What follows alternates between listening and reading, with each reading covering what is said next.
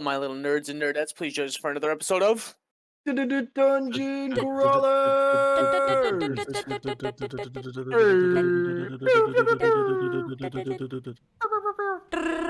Dungeon Crawlers.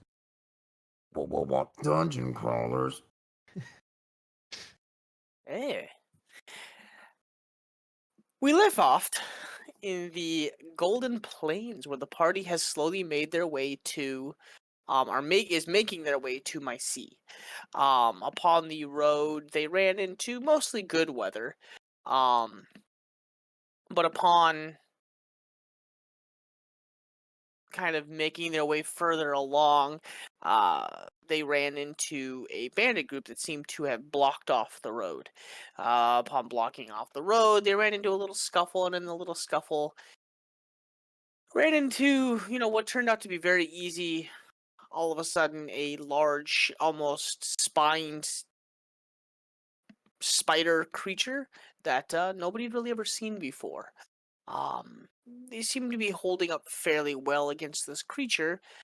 Some damage kind of evened out, and they seem to have been saved by a dark red tiefling and a gorgeous half-elf female who introduced themselves as blah, blah. I have my notes up and I was making changes to other things. Don't mind me. Elwyn and Elwea, who introduced themselves as Elwyn and Elwea Deer. Or Dur. Deer. Frosty, please set it straight. The pronunciation. It's deer, yeah. Okay, deer. Okay, deer. Okay, deer. Deer. Dur. I haven't heard that. It's in a long deer. time. Dur. Deer. But the group, little beat, little bruised, nothing insane. They find themselves now kind of, it's like late evening, probably like 2-3 o'clock at this point. And you find yourselves kind of along the road, and Late evening, that'd be like mid-afternoon. yeah, to me it's like late evening, 2-3 o'clock. I'm a night owl, but you find yourself amongst a plethora of gore, as several bodies are pretty much torn asunder and pretty fucked up. And a spider whose head is, first. I mean, you're not wrong. But and a spider that seems to have a hole punched through its head, as these heavily armored tiefling and this light armored, kind of wielding a bow, looking half elf, they're just walking in circles, kind of surveying the crowd. They're rotating bodies over with their weapons and making sure they're all dead, deceased, or if they need help, they need help. Do you want to go back to the map, or do we not need it? You shouldn't need it, unless you guys plan on fighting them. No. I don't know what you're doing. You but... never know with this group, Ginge. You never know. Oh, no, never. That's I've learned a lot of lessons since first season. So, that's where we left off. What are you guys doing? Cue the music. I mean, I'd want to check the bodies quick that we just killed. I know there's the one that I put up right against the rock wall that I'd probably check out. Okay. For those of you checking bodies, roll investigation.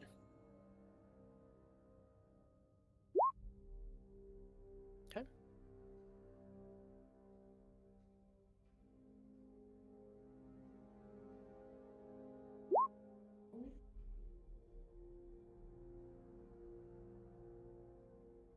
I guess that's weird. Mine didn't go through. Mine was a 22. Okay. For those of you above,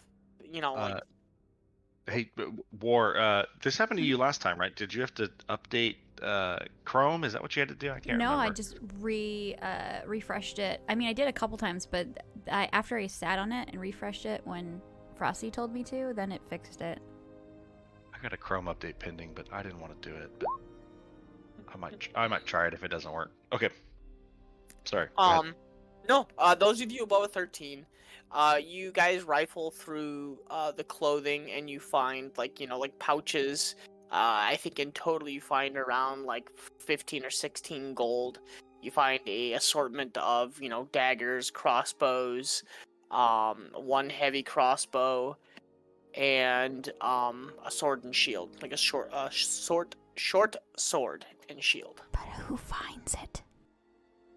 Nova and KB. So who So I'm not finds who interested finds in- what though? Because we're I'm probably not not checking the interested same in any of bodies. those things. Well, it depends on who you're checking. For those of you checking the individuals with the crossbows, you'll find a crossbow and one of those individuals that got impaled by the spider was carrying the heavy crossbow, and the individual who jumped down first by the cart, whoever's checking that individual, was carrying a shield and a short sword.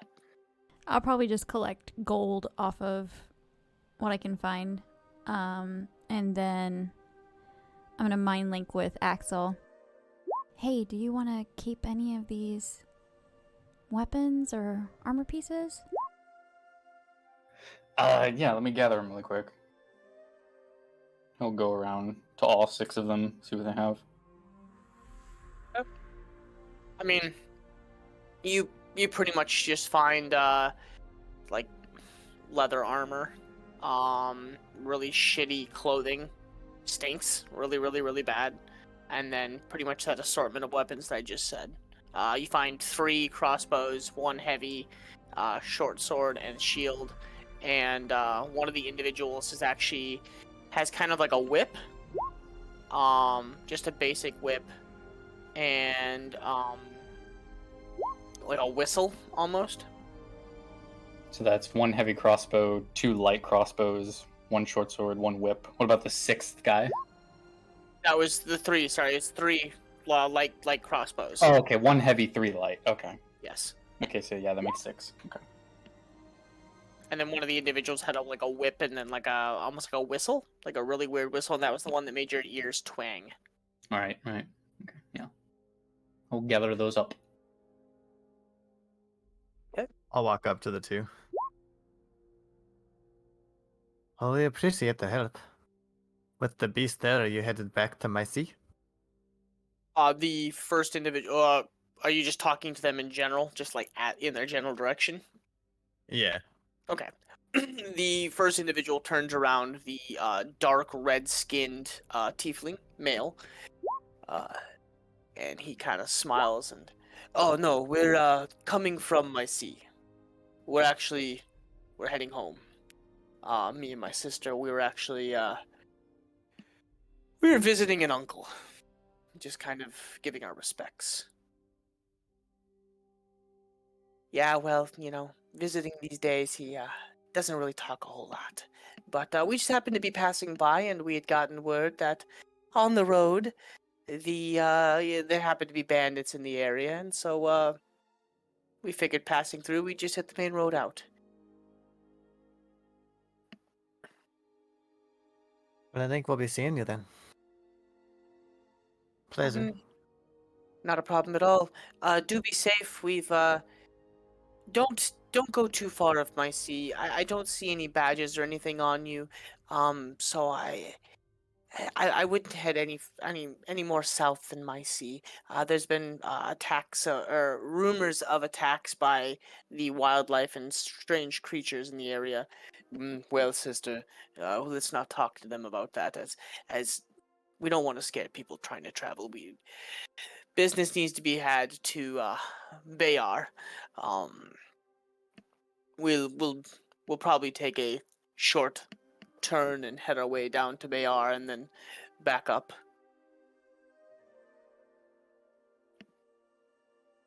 Are you heading towards my sea, or where are you heading towards?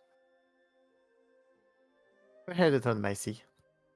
I was gonna ask if you wanted to come with us, but if you're headed the other way. Unfortunately, we are heading the other way. We've heard strange rumors from my sea, and we had gotten a request from the guild to look into it, but we happen to be out of town and we have business elsewhere to attend. Well, that's what we'll be doing. Well, that's you. If you haven't been there, I'm assuming you can't help us much with what to expect. But Are you going there for family, or are you going there for other means? oh, it did just say it. The guild is looking for people to look into it. So And they both kind of like, you see them kind of like looking over your like the group, and you're like around your neck / chest area. We've never seen your group around. Do to get started you? somehow. Well, yes, I. Do you have tags? Are you registered with the guild, or are you Oh. here on unofficial? Unofficial for now. Unofficial for now. How did you learn of my sea? We have a contact. Sent us out here to look into stuff. Hey, Ginge, the person that's asking that question, it's not the probably the half elf, right? Half elf, half elf. I'm trying to differentiate the voices, but yes, the I'm just higher making pitched sure. one is that. I just wanted to kind of peek into her thoughts a little bit. Into the half elf. Yeah. Okay. Curiosity. Wondering how you guys know of my sea and what you're doing out here, and wondering why you don't have guild tags. Okay, I'm just making sure. We're what you might call subcontractors. Well, I do hope that you're getting paid well, as we heard the last group that went there didn't return. So adventure to adventure, I would definitely keep your heads on a swivel and really pay attention. We appreciate the warning, for sure. Of course. And if you guys do make it out of here, please come look into the guild. We're always looking for newer members. We do have a initiation, and we have a quest board that allows for you to be paid properly. I'm gonna walk forward and I'm gonna be like kind of looking oddly at the tiefling, and just kind of blurt out one of those things where it's like, probably shouldn't say in public, or thoughts kind of sneak out when they shouldn't. Yeah. So what are you? That's not a question. What do you mean? What do you mean by that? I'm a gold never adventurer. Seen a tiefling with blonde hair before?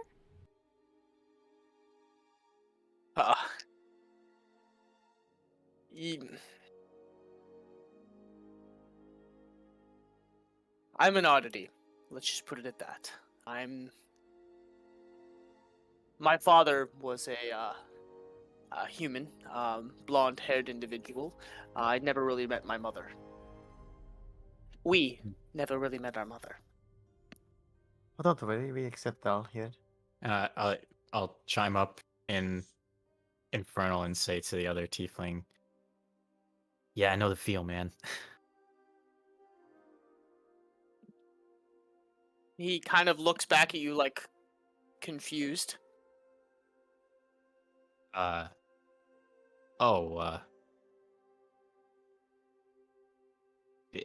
I'll just like say again, do you not speak our language in Infernal? I unfortunately do not. I said wasn't that. really- I said that in Infernal as well. Oh yeah, he just looks at you and just kind of like, I'm assuming you're speaking Infernal, and unfortunately I was not raised around that. I didn't really learn Infernal. I speak other languages, but my father didn't teach me Infernal. You are an well, oddity for sure. But we're well acquainted with oddities. There's many of us in this group, actually. Well, I would say that if you ever, Uh,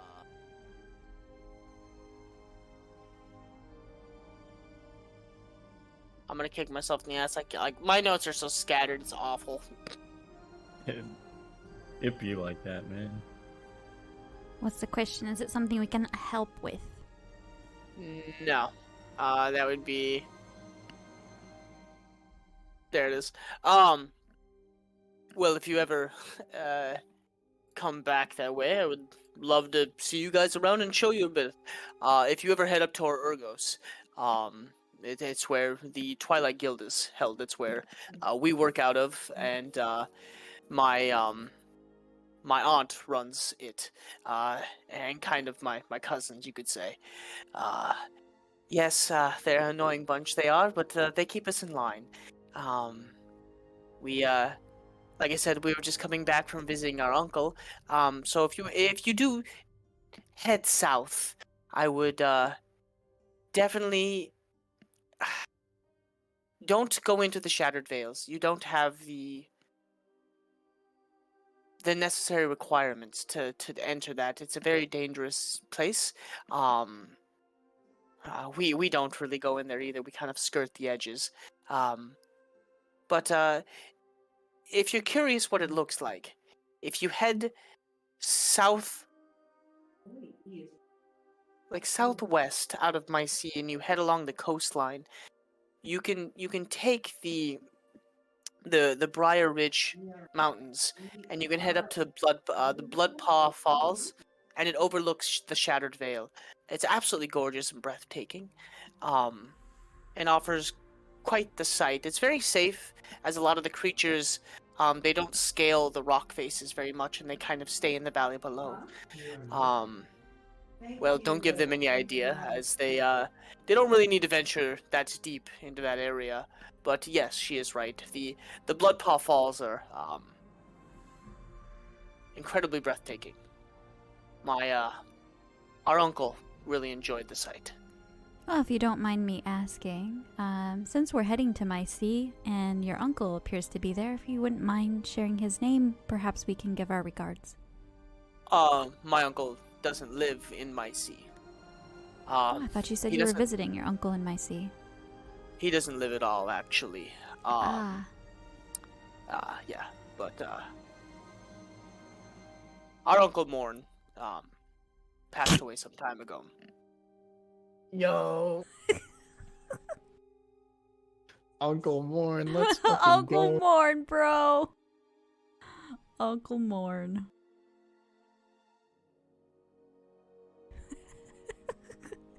We usually try and visit him at least once or twice a year. Oh, well, my condolences then.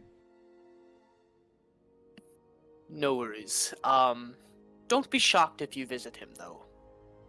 You'll know it when you see it. Let's not scare them. But Oh, well, now I gotta see it. This raises a whole bunch of questions. Well, perhaps we'll bring him some flowers then, and still pay our respects. We appreciate your help. he would greatly appreciate that. If you truly wish to honor him, he did like a good drink. Sounds like a fine man. I can get behind that. I'll drink from Morn.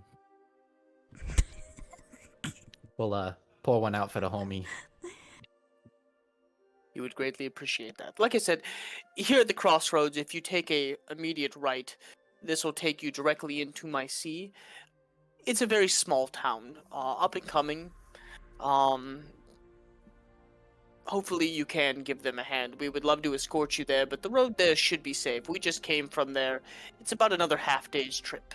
The road's fairly safe at this point. These were the only individuals causing grief. Was causing grief, brother? Was. Yes. Was, sister. Was.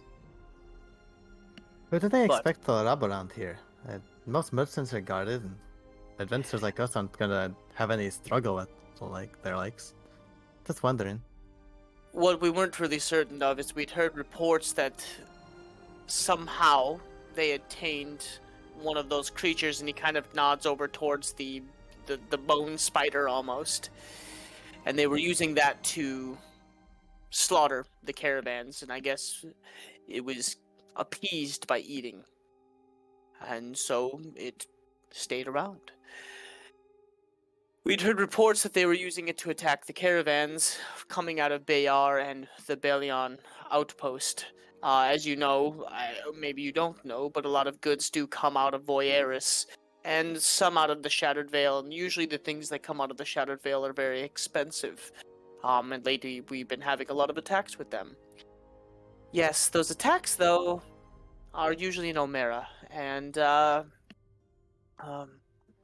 couple of the merchants there have been having problems selling items as crates are being broken into, and these people are disappearing and going missing.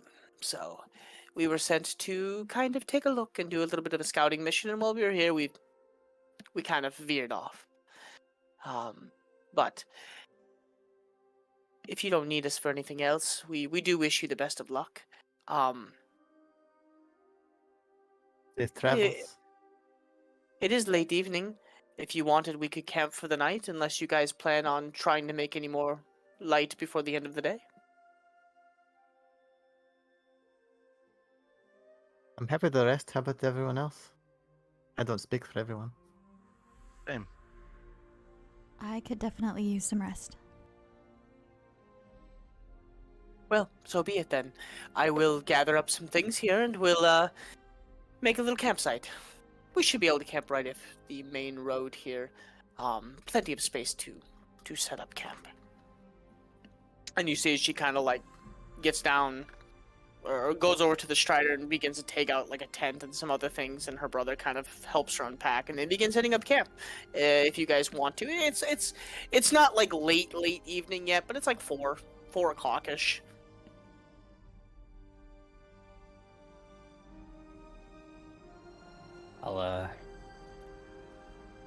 I'll get the utensils out. Yeah, I think we have some left over. Deer Yeah, meat, most likely. Do a little reheating.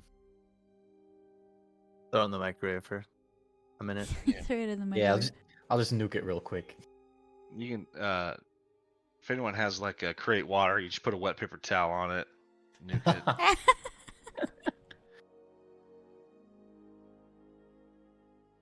Get his name.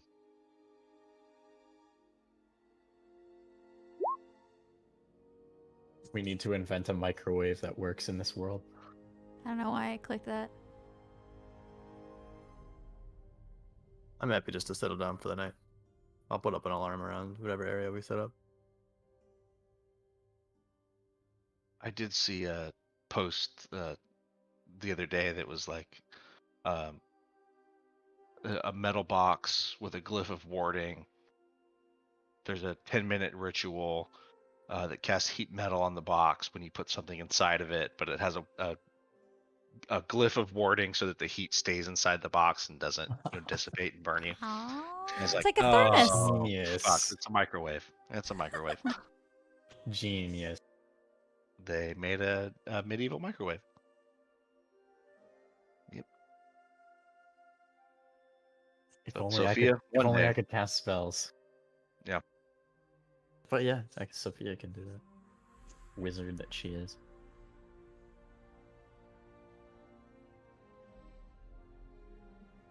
Yeah, I'm happy to just camp down. I don't probably not the most useful at setting up camp, but happy to help where I can. I'm a little worse for wear, so I'm gonna try to get some rest before dark so that I can help with watch or be somewhat able-bodied if something happens. Because right now, a fly could sneeze on me and I would die, so I'm gonna take a nap. Let me take a nap here. I'm gonna take a nap here. I'll take a nap. Yeah, I'm gonna grab my bedroll and just kind of shake it out and kind of find a spot next to like a bush, a little bit secluded, and curl up and try to get some rest.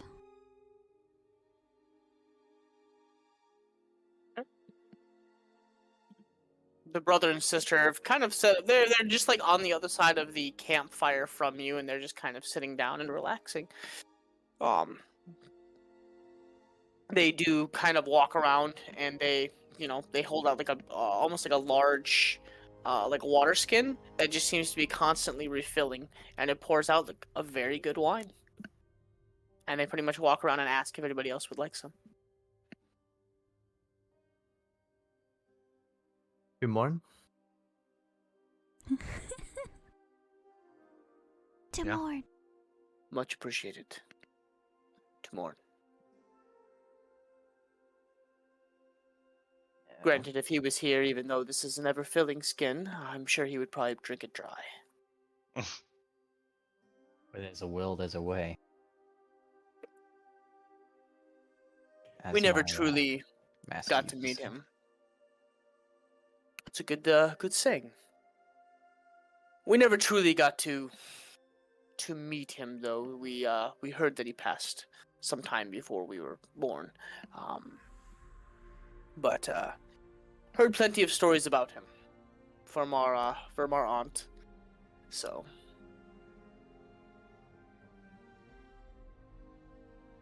I think KB has a flask, and as he hears one of them say, an ever filling skin, he puts the flask back in his coat pocket. Like, Takes I don't have a anything sip on of me. that. Takes a sip of that instead. Oh. So everybody has a little bit of a story. If you don't mind us asking, what are yours? What got you into adventuring? What got you into the thrill?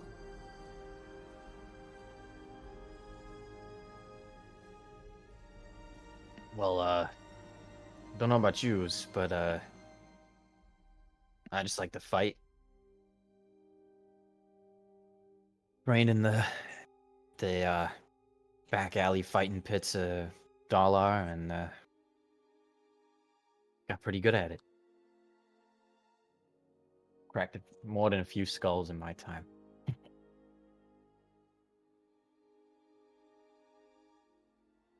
I've heard that a lot of professional fighters ironically feel at peace during a fight more so than when they're not in one. Has that been your experience? I guess I never thought of it that way, but I guess there's something about it that feels right, like I'm doing what I'm good at and I feel alive, you know? I wouldn't say you look peaceful though. Nah, you know me. I'm ferocious. I fuck shit up. But I imagine there's something fulfilling about doing what you feel like you were put on the world to do, right? Yeah, I guess you could say that. Yeah. Something right about the feeling of my fist meeting somebody's face. Yeah. Yeah. And I don't quite know what that is. Plenty They of time to certainly find don't. out, right? Nuh-uh. Knock 'em out.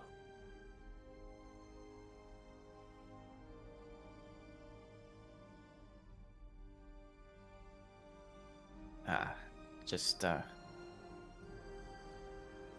trying to do what my old master taught me to do.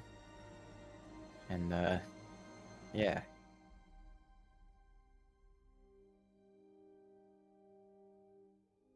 Not a whole lot else to say, really.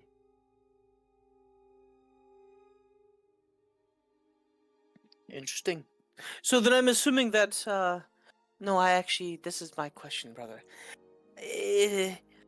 Being a fighter that you are, I'm assuming you fought out of Dalar?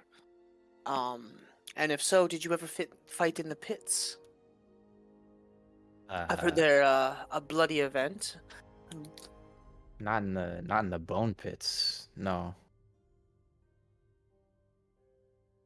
We've That's never made our way over there. We've heard many stories that it's life and death, and there's really no honor down there. Is that true? uh I've seen it. Yeah, it's pretty accurate, but never fought in there myself. It's like a punishment for some. It's a prison. Yeah, basically. What I did was, I did it because I wanted to. I signed up to do it. And I was paid for it. Not a It's lot, not but what sometimes. the bone pits are not what fighting's about. Yeah. There's sort of there's people that'll do little underhanded things sometimes to try to get ahead, but not in the bone pits, but no, bone pits, no holds barred, nothing's off the table, and blood is drawn with more than fists. That's for sure.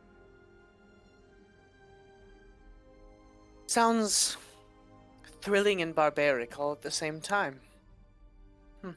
It might be nice to, I suppose it would be more fun to watch if I wasn't shown that as a threat. A threat, you say? Were you a slave at one point, or were you something else? No, not a slave. Just someone It's a long story. yeah. Fair enough, fair enough.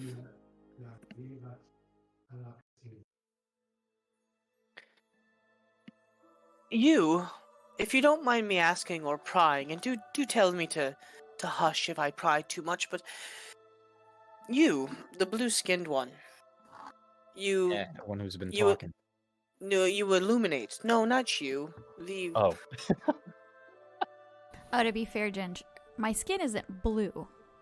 oh, It's very fair, and it gives off a blue hue because it looks like the blood in her veins and in her capillaries violet. is illuminated. Yeah, so it almost gives off kind of a blue hue. Would you by chance be from Bira? So it's funny because I'm laying on my pack, or on my oh my goodness, what is it called? Your bedroll? Bedroll. Bedroll, thank you. With my back turned this whole time, but my ear is visibly gonna perk up, and I'm gonna turn and look at you. How would you know where I'm from? I travel a lot. Me and my brother. I don't mean any offense by it, but I do believe we've seen one or two that look exactly like you. I'm not really sure what you are, but curiosity all the same. Well, yes, I am from Bira, but there's nothing spectacular. I'm just a human that's been fused with arcane energy. Interesting. Like I said, no offense. We did not enter this tiny village as they seemed pretty standoffish to us entering. We stood at a distance and hailed them, but we did notice two that looked similar to you. And it's the only place that we seem to have run into those that look like you. Well, while we may look the same, we're nothing alike. I can guarantee you of that. Fair enough. You see a lot of things when you travel. I've seen black dwarfs and pale ones with no eyes. We've seen creatures that I can only begin to explain to you. We've heard creatures in the night that, even though my brother lays next to me and we sleep, we swear we hear the other one calling for us to check something in the woods. We've seen creatures that mimic our shape and body, and the moment you get close, the face is distorted. We've seen all sorts of creatures in Manor Tale. The Shattered Veil is, not for the light of heart, and you being from Beer, I would assume that you've seen some of those creatures cross, as they kind of live in the not the larger threat ones, but definitely the smaller ones seem to have made their way out of the Shattered Veil, and have seemed to kind of cross into the woods above Bira. Yes, I've seen it, and I've been in the Shattered Veil before, but not very far. I've only barely dipped my toe in, so to speak. You are interesting. You're brave to enter the Shattered Veil. Not many who enter that, they don't come back alive, usually. We've lost, we have kind of a set rule for those that entered the Shattered Veil. Gold and up adventurers are allowed to enter, gold being the bare minimum, with exceptions. Well, as I said, I only dipped my toe in, and it wasn't out of bravery, it was out of being lost. Not realizing that I was where I was, but I had seen it many times before and have seen creatures come out of it before as well. I bet you have. I bet you have. We've, over the years, tried to construct some sort of fence or barrier to keep those in, but it never seems to work, and they always do find a way out. So it's been more of a constant mission, and it pays well. We do have adventurers that do patrol regularly the Shattered Veil coastlines, just to keep things at bay. The forest almost seems to grow on its own, and within the last I would say, couple of years, the forest almost seems to reach out to you. It doesn't want, almost like it doesn't want us there.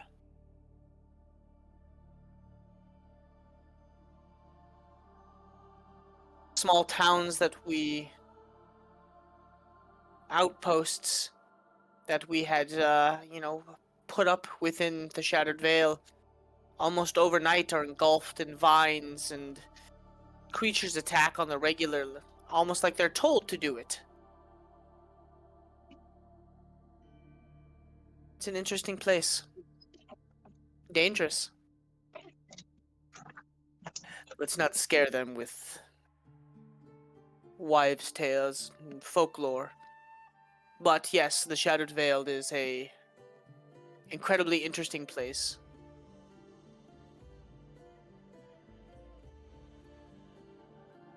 Just stay north of the lake here, and you should be fine. My sea is about as far as you should go, maybe even Bayar, but my sea has been having a lot of issues lately, and I do hope that you are the crew to solve them. I've only heard tales of what's going on there. Children disappearing in the night, and just all manner of oddities throughout that town. So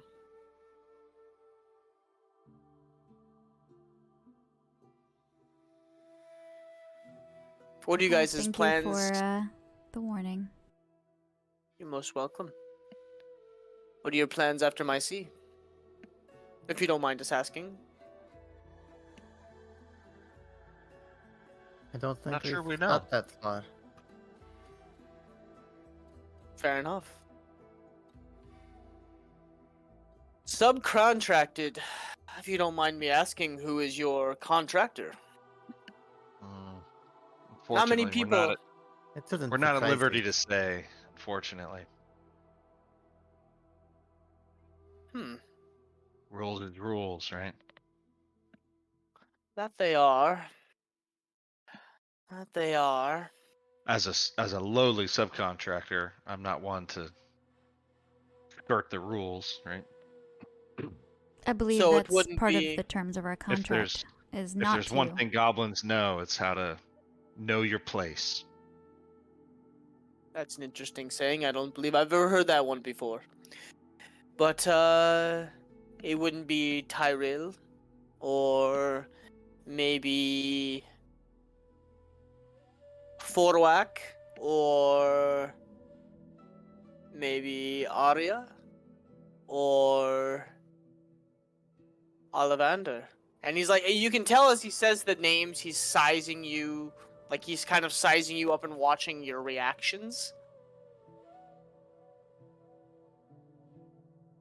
I will, after I've finished my conversation about Bira and the Shattered Veil, I'd be laying on my back and looking up at the sky, so I probably wouldn't be giving off a reaction to him naming things off.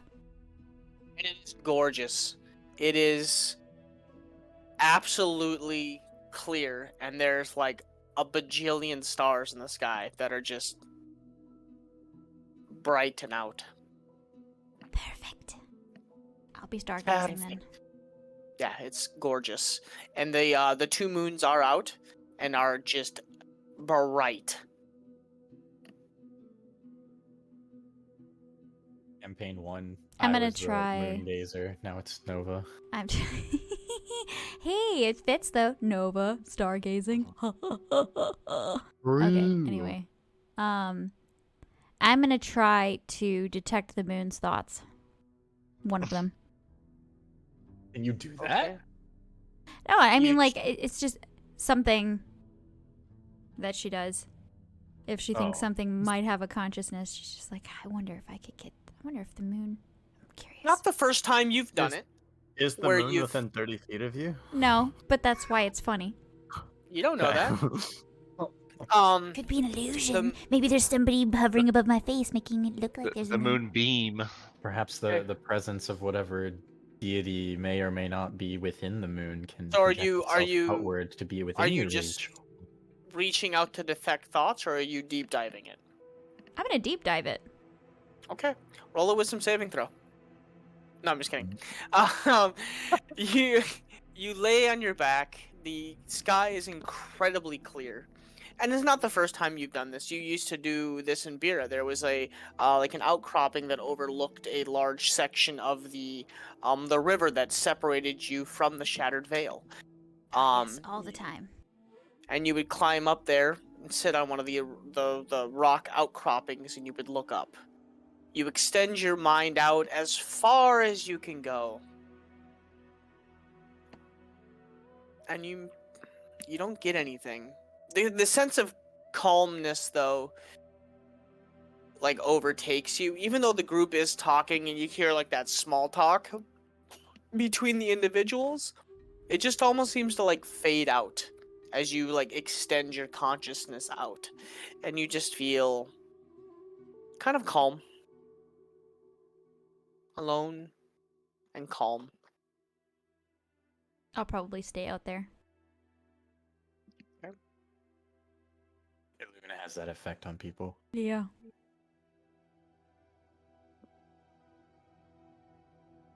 So before I toss over for the night and go to bed, I do have one little question here. What does a party like you bring together to have a knoll with you? You usually do not leave the Delarian wastelands. Your kind of keeps to themselves. You war between yourselves and Voyeris, and usually the moving city. I guess we're lucky. He's a good fighter. He is. I bet he is. Most gnolls they crave battle. But usually they war between themselves for usually caravans and the Tyrax, or you see them every once in a while. The last time I heard, and I don't know if you've ever run into them or not, but Baeris, the moving city. You ever seen it? Oh, I've seen it all right. Have you done battle with it? Or just in the distance? I prefer not to say. They say it's as large as Bayer, but it moves through the wastelands, just hovering just slightly above the sands. Is that true?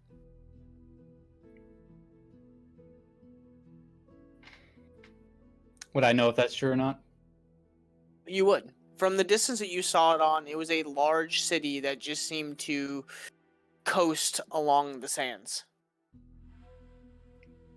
Your clan specifically always skirted around, but you had watched other clans like try to raid the city and just get absolutely fucking obliterated.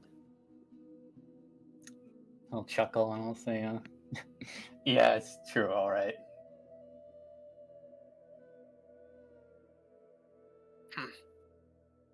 They say it's a free city. I would love to visit it once. They say Voyaris really gets upset that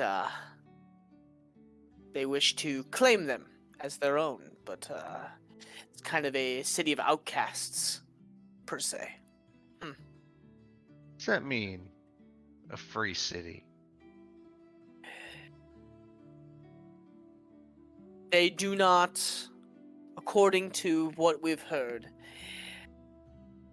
they're lawless. They're governed by their own body. They do not fall in under Kalor or the Molten Hammer clan or Voyaris or Omira. They claim their own sovereignty. Along with that comes their own laws, their own currency.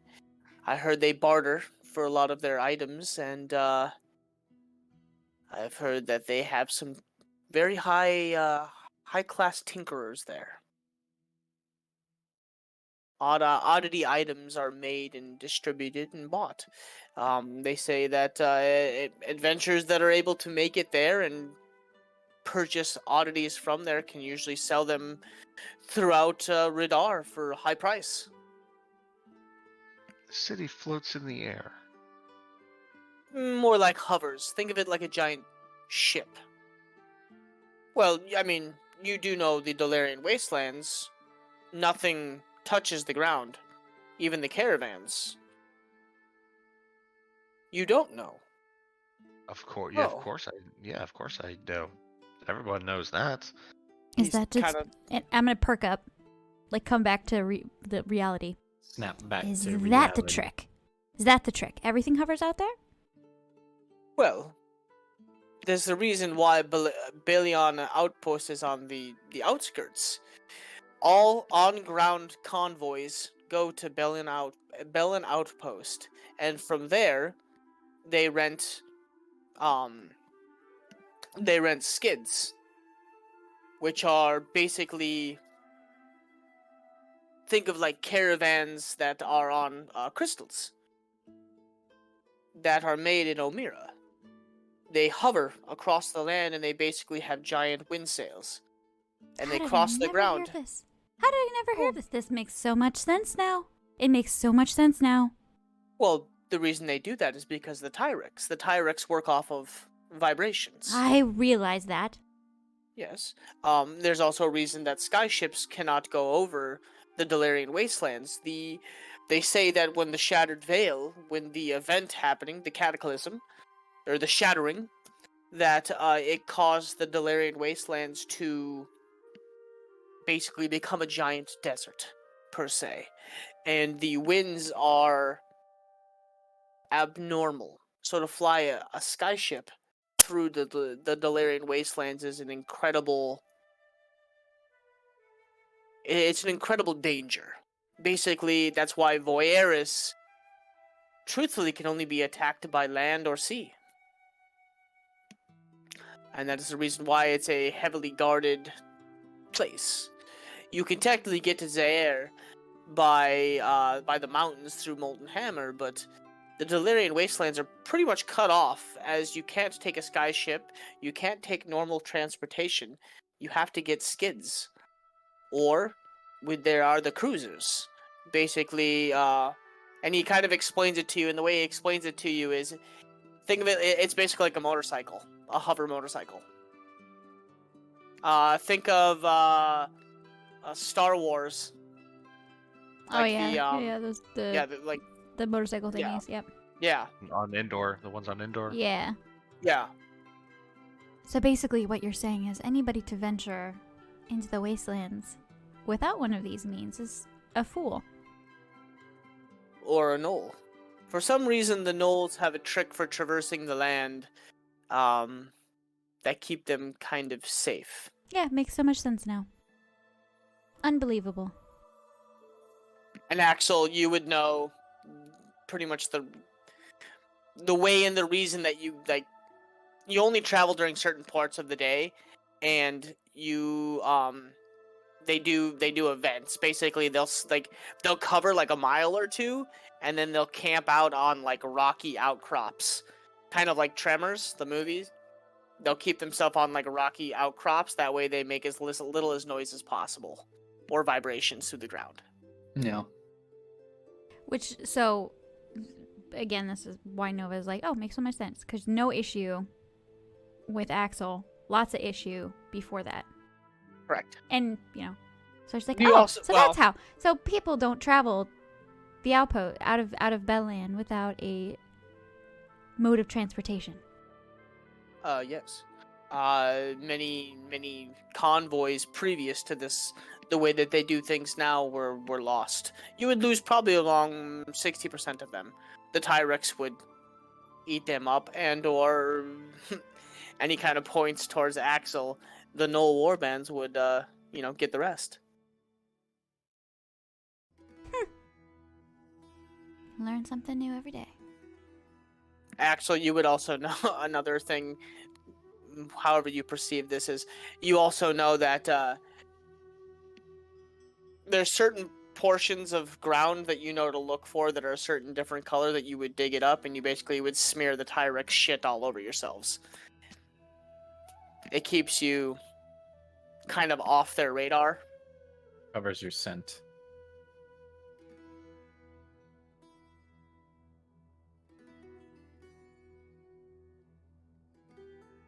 But yeah, he kind of explains the modes of transportation, how people cross the Delarian wastelands, basically why and how and what.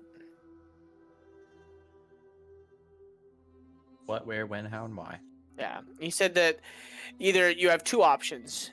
You traverse the ground, the Delarian wastelands with the skids, or you traverse it until you get to Zaire, and then from there you can take the river down, but usually Knoll warbands and or thugs, pirates, bandits, whatnot hang along the coastlines because they know it's easy picking.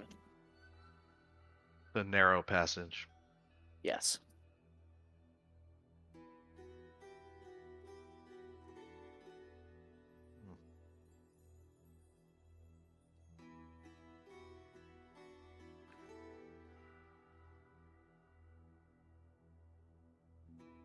Well, I guess you two are well traveled indeed.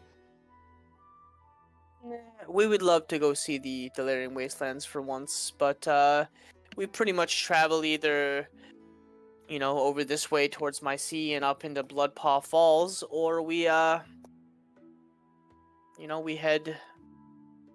kind of off into the mountains by Molten Hammer and a little east. I think about as far as we've gone is probably Luktar. It's a smaller fishing village that's kind of on the outskirts of everything. We've heard there's things up towards the Sea of Eyes, and we'd love to go see Ion Shatar, but we never really have. Those the people of Ion Shatar pretty much have closed their borders off to people, and they keep to themselves. But we hear that there's a very gorgeous grove over on the peninsula to the far east by the Sea of Eyes.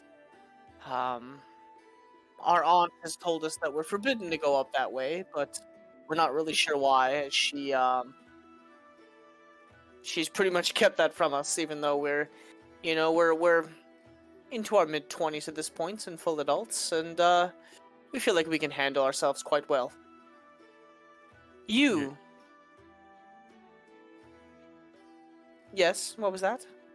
Your aunt runs the guild Mm, you mentioned?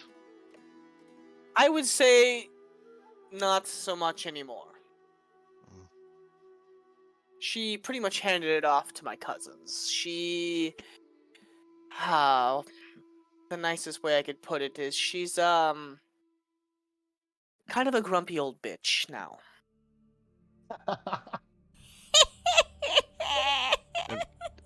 And this guild that's run by your cousins uh, is run fairly? Is run what? I missed that. Fairly. Oh yes, the Twilight Hunt. Yes, Ooh.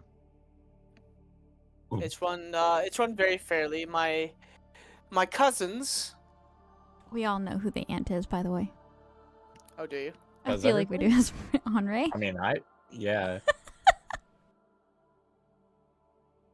Yeah, I'm just guessing, but it sounds like it's probably Henri. Based aunts on and, Morn being uncle, it makes sense that Henri is aunt, Yeah. and that she's now a grumpy old bitch. Damn, I'm getting called out. My cousins run the guild. Well, I should say my youngest cousin really runs the guild, and my other one's kind of mooch, you could per se. But Marcel, she's not there as much as she used to be. She pretty much does a lot of work out of the university at this point. Orion, he's there, but he's a dipshit. And Quillen, well, Quillen is he's in and out a lot. He runs a lot of missions and keeps to himself. But the person you want to meet, truthfully, if you go there, is Talara. And Talara is She also She's a- one of your cousins. what's that? She also one of your cousins. Talara? Yes, she's the youngest of the group. Talara is let's just put it this way, she might be the youngest, but she demands the most respect.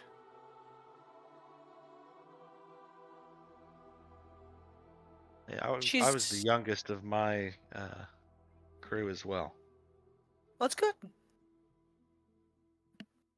And where do you hail from? Oh, it's Round. around. Interesting. What about you? And he points at Patience and Sophia again. I know where that one is from and that one, but I haven't. You three have kind of a. Hey, you don't have to tell us. I just curiosity. I like to know where people are from. Well, Peasants and I was from Delar. Ah, Yeah. That's Yeah. where Peasants got started fighting. that's the Different pits though. There's two pits in Delar. That's why it's confusing. That's quite the place to grow up. Very rough. It's home. Well, it was home, and we got really used to it. And Yeah, when you spend your whole life in rough, kind of Okay. puts things in perspective, doesn't it?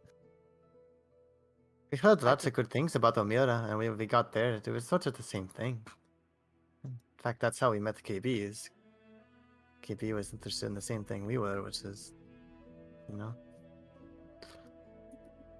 the fact that a lot of us, no matter where we go, it'll always be the same.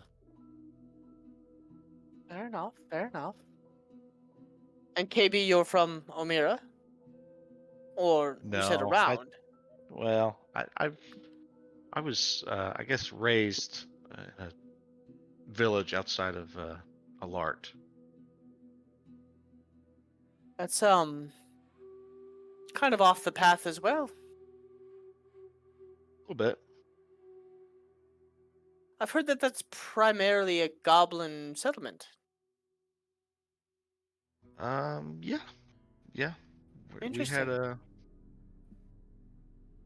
village, mostly goblins. We had. Is it Well, have, I suppose. okay? Home, but, like Sophia said, it was home. I suppose it's not anymore.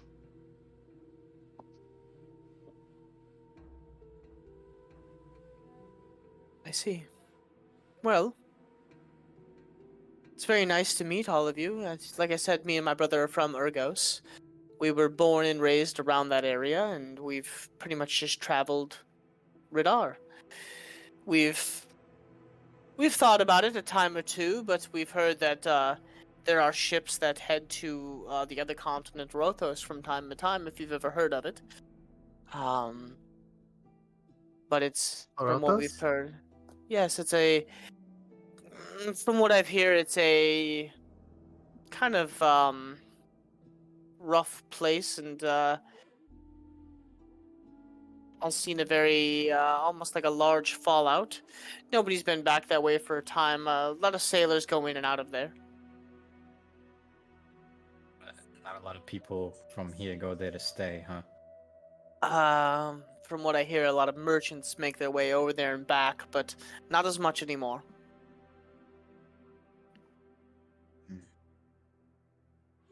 Would I know anything about Rothos? You and Sophia would know a little bit. Roll a history check. Okay. I am not proficient in this.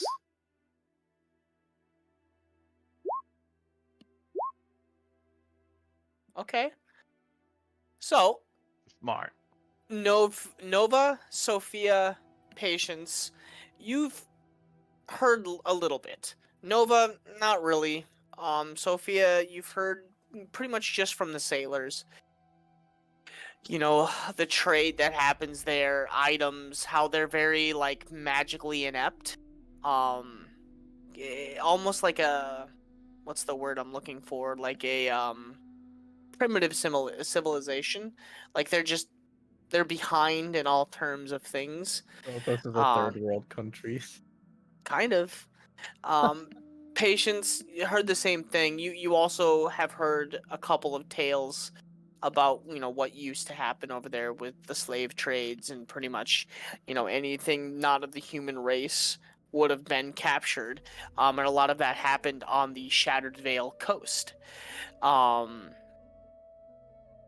KB, you do remember reading some books, and then when you're stayed in Omira, you happen to peek in, catch some conversations, and pretty much rub up on some of that information. You have heard of basically the giant slave trade that happened, and a couple of books that you did read into.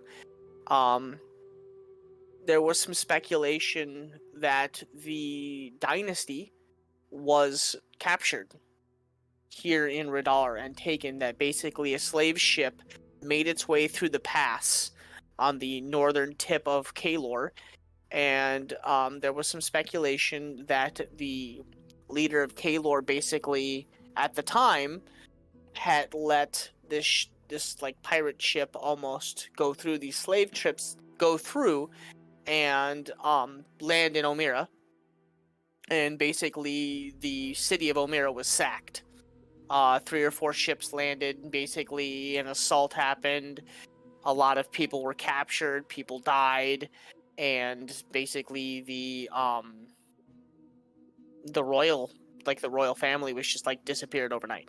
Like, we're just gone.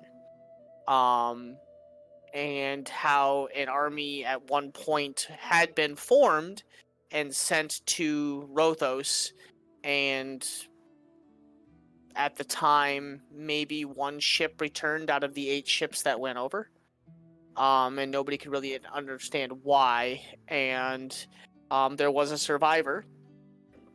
Not a survivor, I guess you could say, but a individual that did make their way back, a blind elf of sorts, had made their way back and told stories of the events of Rothos, and basically this whispered one and this almost like apocalypse that happened to Rothos that basically shattered the land, broke it into many pieces and basically slaughtered probably like 60% of the population.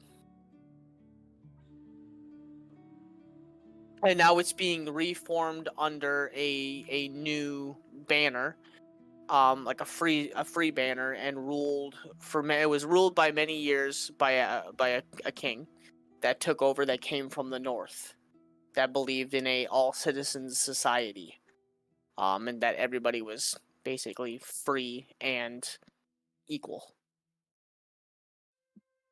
Say it, Wolf. I'll say,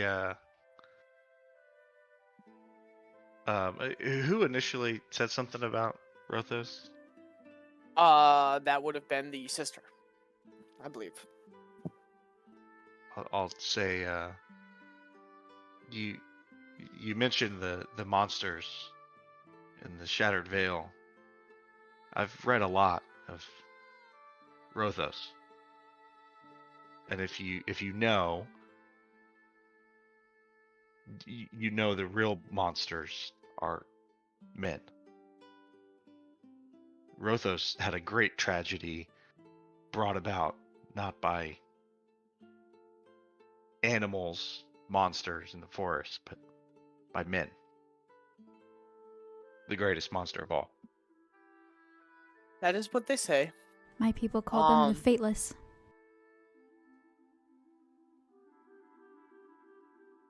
It has been a long time since we've heard that word, but it is the things that they say, and I do know that the humans that live here are completely different than those over there. Granted, I don't think that we would ever truly know if, that were to happen again, but yes, I do remember bits and pieces of that history. They're But not that completely is different. not completely, but it is about a month and a half travel from here to Rothos, so it's quite the journey. We don't see too many ships that come that we don't recognize anymore. But if you know where to look, you can find the remnants of what men are capable here in Radar. I'm sure you could, but there's plenty among us that do the same thing now. I mean, look at what's happening with the Voyaris, Kalor, and the Molten Hammer. They fight over the keep. They've threatened wars already. There will always be Which- fighting, but humans destroyed their own continent and part of ours. You're Fighting not is wrong. inevitable. It'll always be there, but Well, humans. humans did, but we eventually first started it. Look at the Shattered Veil. That was caused by a clan that is almost forgotten. They've sanctioned themselves onto an island all by themselves. The Unshatar. They keep to themselves now and basically refuse the outside world because of what they caused. Evil is here, always will, never left. You don't see humans quarantining themselves off after they do horrible things. You're not wrong. But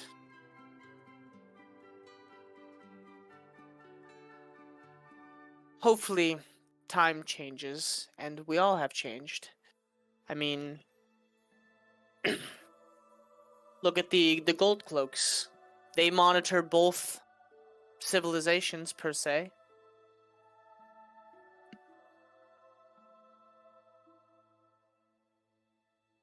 Yeah, a fat lot of good they ever did for people like us. Well, there are only 3 of them, so they can't be everywhere.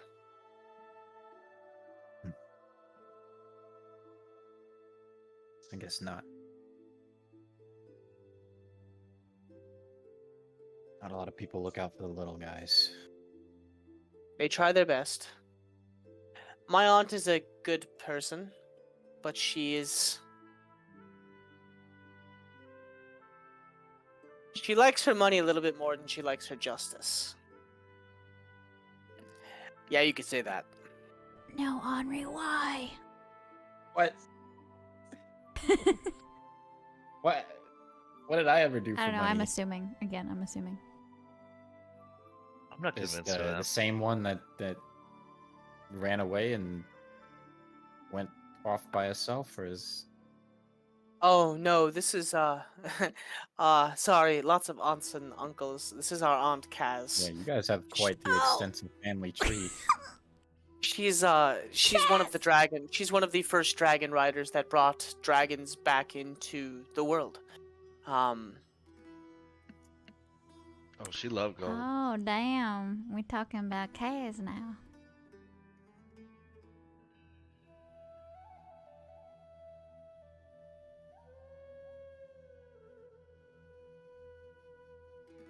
Well, there's. You're right. Radar is not what Rothos once Well, was, but there's no, there's there's work to be done. but the dawns rise. They try. There's only 3 of them, there's not many. And correct me if I'm wrong. It's the metallic dragons, right? Chromatic are the bad ones. Yeah. Yeah, That the makes metallic super- dragons are Thank you. typically more The- good aligned. The metallic dragons were pretty much wiped off the face of the earth, and they've slowly been making a comeback, so there are only 3 of them. Kaz being obviously the first, and with her, uh, Dela, she's an interesting one. And then there's Orgrim, Bane's Touch, and his dragon Moroth, and Quilla, she rides Ramira. All incredibly passionate and loving people, but there are only 3 of them to cover 2 continents per se.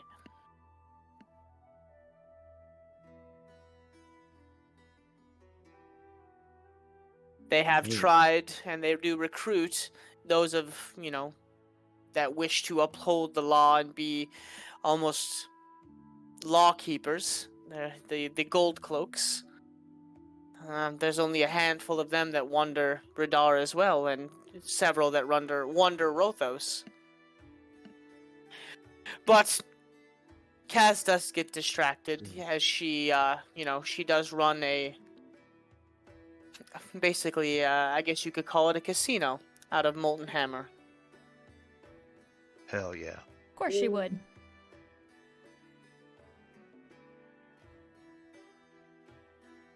Well, if you ever go to Molten Hammer, it's called the Dawn's Touch. From what I hear, you can make a lot of money there or lose a lot of money. Never tell me the stakes.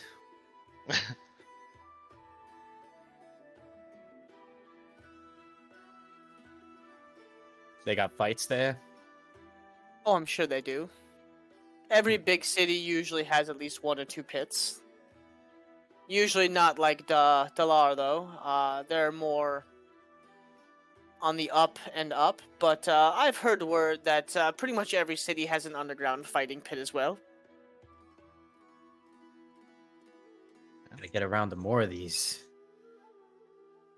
Fighting bandits and whatever the fuck else is out here is all well and good, but nothing like a mano-y-mano one-on-one, you know what I'm saying? Not my style. As she kind of like looks over towards her bow and arrows laying on the ground next to her, and then she kind of like smiles back at you, and you see like a little flicker of light, and almost like a little flame twirls around her finger. I prefer to stay at a distance. My brother does all the up close and personal stuff. Hell.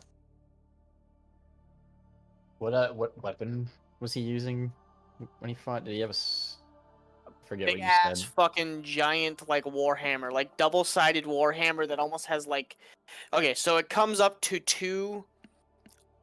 It almost looks like, okay, so it comes up to like a giant warhammer, but like on the ends of it are almost like fists, and then on the fists, almost like a piece of the finger sticks out. There's 2 like little like almost spikes.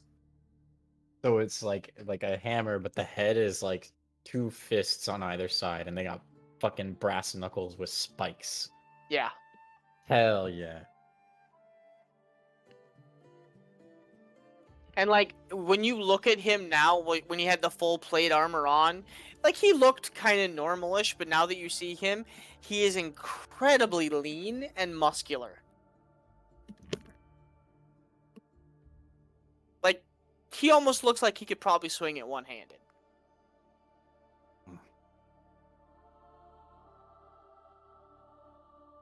How the hell did you ever learn how to lift that thing? My aunt's a bitch. We Which one? trained the one that runs the guild. We trained from a very young age, and my father was very adamant that we learned to defend ourselves. He was a troubled man.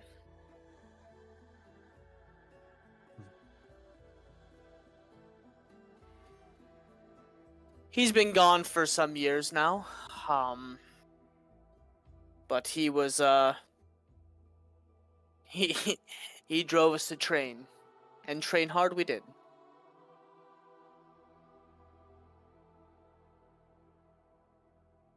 Well, it sounds like he left a good legacy behind. One could hope, but you know, a lot of questions unanswered. But you know, that's for another time. I woke up daily with breakfast and a training routine for the day. So that's what fathers will do. You're Although not wrong. I imagine our trainings were probably quite different. Yeah, well, when you've had your ass beaten by a sword that talks, come talk to me.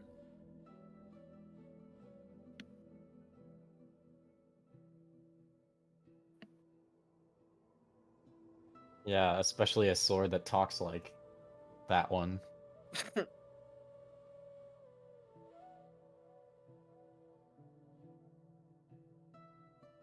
But the night encroaches, and I believe we have talked your ear off enough. So I believe we'll try and get some rest.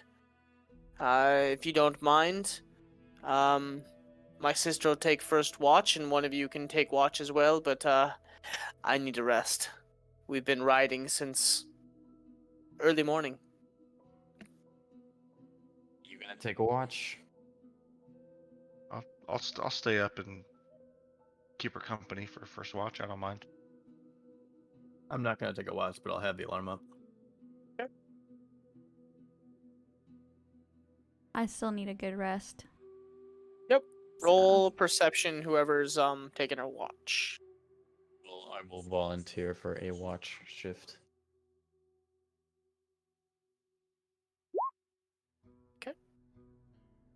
Before we start watch, after all of the talking that has occurred, I'm gonna sit up on my pack and I'm gonna look at Axel. What is he doing? He's cleaning his weapons. I'm gonna do a very rare thing I don't ever do, but I'm gonna peek into his mind. Just peek. Lie. She does that shit all the time. No, Like just just peeking.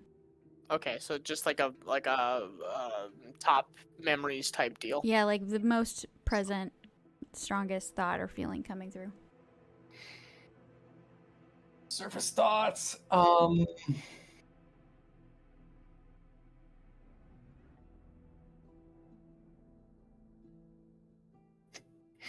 Forgive me, I'm never prepared for this. No, I wouldn't expect you to be. So it's more of like all of this That's talking. what makes it so good, though. Yeah. So it's kind of look at it. Why I'm doing this.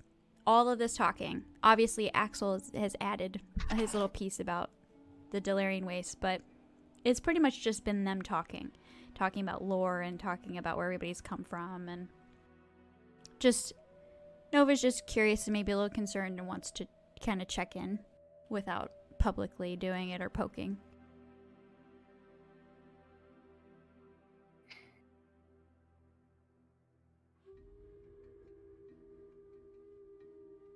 And if it's After nothing that, crazy, it yeah. could. Oh, go ahead. Yeah, after that conversation,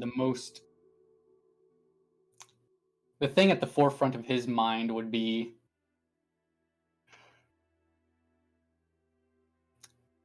there's no such thing as a free city. The Dawnmanes think they run everything, but they're wrong.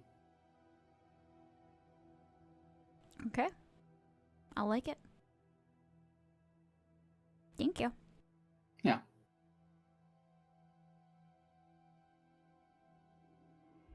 Okay, after I've collected that, I'm going to lay back down on my pack, arms or hands underneath my head, look up at the stars, and probably fall asleep very quickly.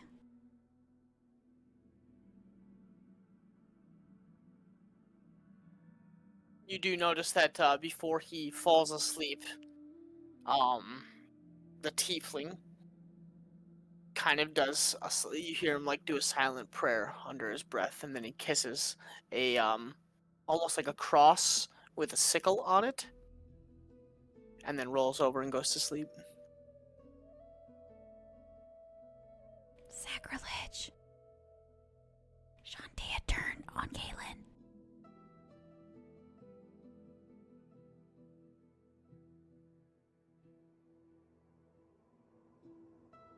Anybody else doing anything else?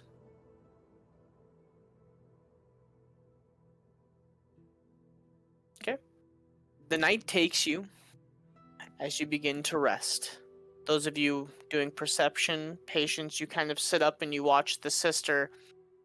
For a split second, she kind of like disappears from your like vision. Like you're watching her and you're like, okay, you know, she's doing like night watch with me as well. I'm gonna kind of keep an eye on her because I don't really know her. And then like all of a sudden she's like gone, and you're like, fuck, she's gonna, you know, whatever. And then all of a sudden she just like appears again, and like is just sitting, like she's just like almost like she like moved, but you didn't hear her move. And then she like sat back down in her same spot. And she kind of looks up at you over the fire, and like where, like, you know how like it's like that dance of the fire, and the fire's like kind of low now, and you see like the shadows of the face. She gives you like a little smirk, and then she kind of sits back and begins, like, she just continues watching the area.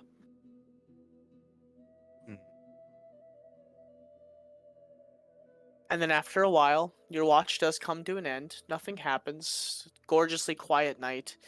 You watch as she kind of taps her brother on the shoulder, and he sits up, places the giant war hammer kind of in front of him, and begins to snack on something as she like rolls over on one of the sleeping pads and immediately falls to sleep. Anybody else gonna do watch, or you're just gonna let him do it? Maybe Probably dead asleep. volunteered.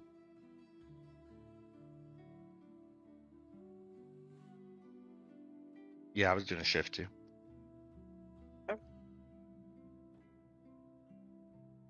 Go ahead and roll perception for whoever is doing next. 14. Okay. Nothing seems to happen. The night is incredibly quiet. You do hear some like night animals making their way along the roads and kind of out into the, you know, out and far enough away on the outside of like the firelight, but like far enough out that it doesn't worry you. And you see the tiefling doesn't really make any movements or anything like that, and he just kind of continues to snack.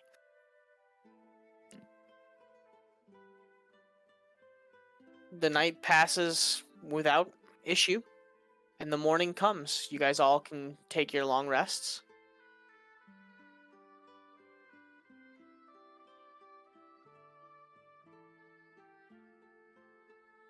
And as you guys all start to wake up,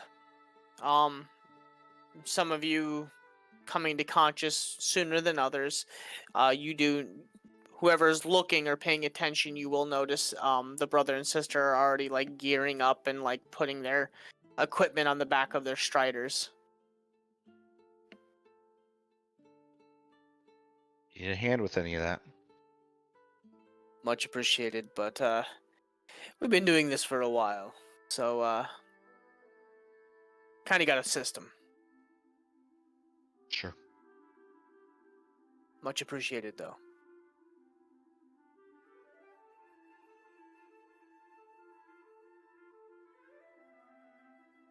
By chance, how are you guys carrying your equipment? I've only seen small packs on each one of you. Well, there's a cart just down the path. Fair enough. But on your persons. I'm afraid I don't have much. He reaches like into a pocket and pulls out a gun. No, I'm just kidding. Oh shit! Everything Uh, you got, motherfuckers. And he walks In the over bag to now. who is the closest person to them. I'm assuming KB since you kind of spoke first. Probably. Okay. He walks over and he hands you a black handkerchief. Okay. We took that off of some bandits earlier on. I think they robbed a merchant, and unfortunately this was one of the items he seemed to have been carrying that I'm going to assume he was trying to sell on his own.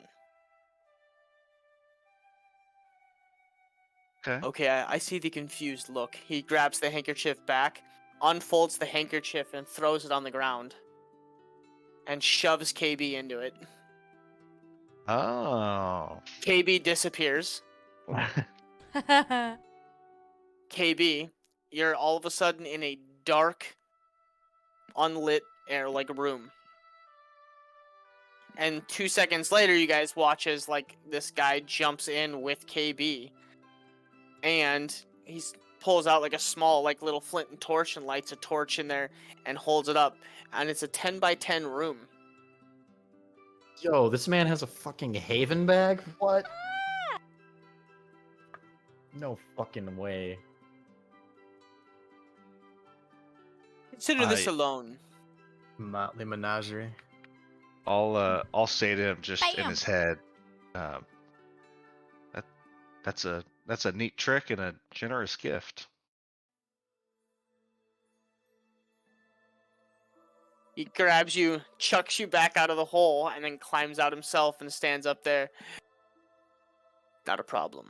Consider this a gift among new friends. You seem intriguing, and I have a feeling we'll run into each other again. I hope When the so. time comes, maybe you do a favor for us, or accompany us on our next little adventure. Gift among friends, and he places his hands out like a handshake. I'll shake it.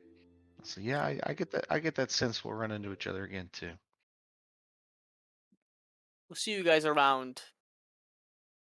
Do you guys have a name? Well, Yes, tell him. we've been called the Motley Few.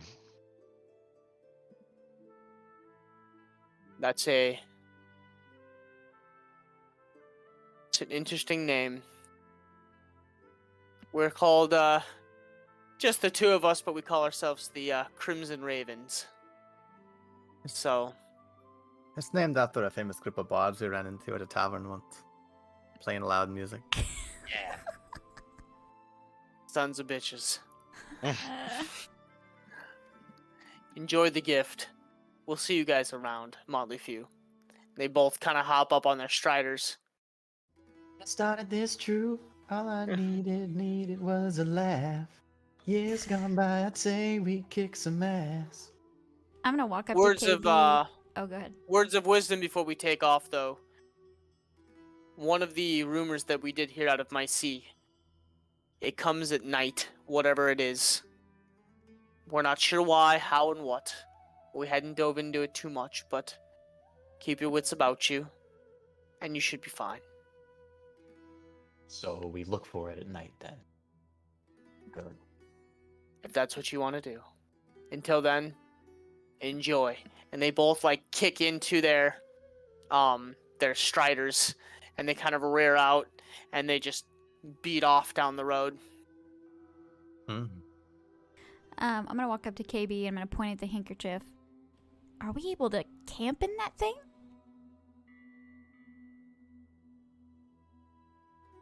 Maybe. So we could just hide a handkerchief and sleep in it. I guess so. I That don't could know be much. very I don't useful. know too much about interdimensional space or how much air there is to breathe. Okay. I'm not So, sure. to think of it this way, as long as it's open, you'll have air. But if somebody were to walk by, fold it up, Hold you it. guys are stuck in there, and then it's, I believe, if I looked it up correctly, it's like 8 to 10 minutes of air, and then you suffocate. Lovely. But it is a 10 by 10 room that, and you guys can experiment with however you want, but you guys could keep things in there. I mean, you guys can put somebody in there for the time being, 10 minutes roughly. But yeah, it's basically a 10 by 10 room, and when you notice that when you fold it up, it literally looks like a black handkerchief, like a silk black handkerchief. Valuable gift. Yeah. Speaking of valuables, now that they've gone their way, they said that the bandits here had been robbing caravans.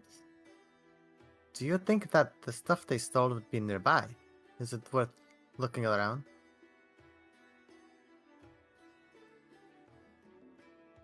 You mean for like a bandit camp? They have to come somewhere, right? They've been staying with the spider for a while. Yeah. Long enough for rumors to get around.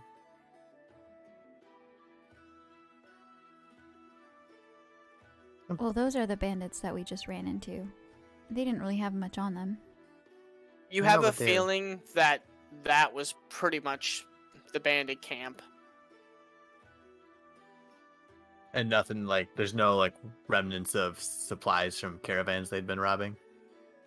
I mean, there's Or like a could we little. just- I mean, you haven't really looked.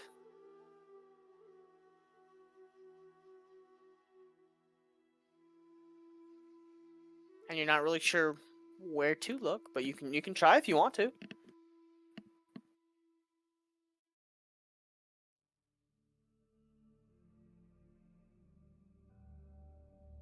I guess it couldn't hurt to have a look. See what we can find. Yeah, I'll take a look around for sure. So how are you going to determine where they came from or where they might have been posting up? Perception, you can try and look around to see if you can spot footprints leading in certain directions, or investigation, you can kind of look around, and then we're gonna get into investigation, perception, and like survival to see if you can't track where they might have come from. Okay. You kind of go back to where you guys slaughtered this bandit group, and you don't see, like, when you're looking around and feeling, you're not seeing per se Jesus. where you're doing anything. Nice.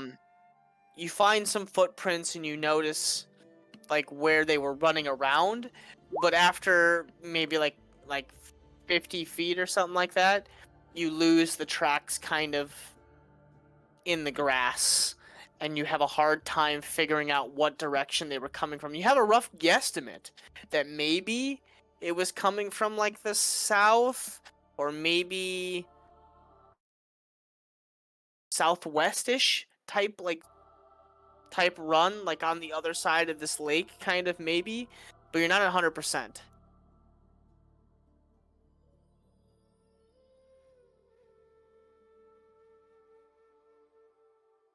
Meh, I doubt these bandits had too much success. We'd probably just skip town to Micey.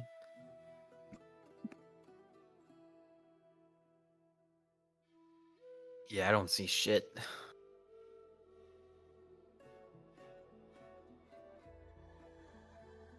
Yeah, we should probably just move on. They said it was only half a day. We should get there. Well, before dinner. They said to be aware at night.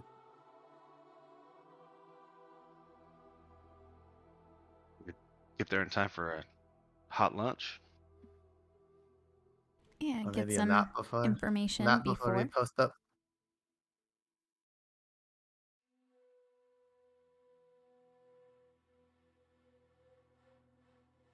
All right. You guys taking off from IC? Yeah. Okay. You guys jump in the wagon, kind of get everything up and ready to go. Put it back together a little bit.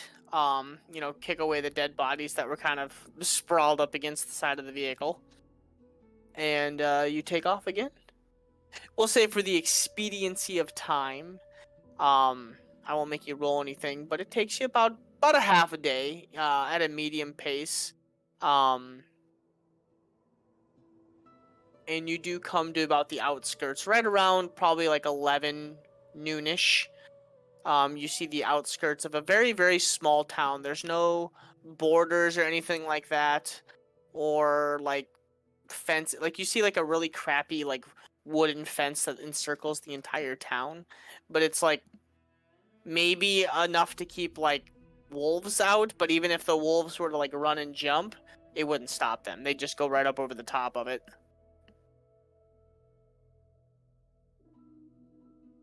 Not quite So what I was defenses expecting. on point. Check. It's a very, just from the initial scan that you can get, it almost looks to be like a newish town, maybe a couple years old, and very small.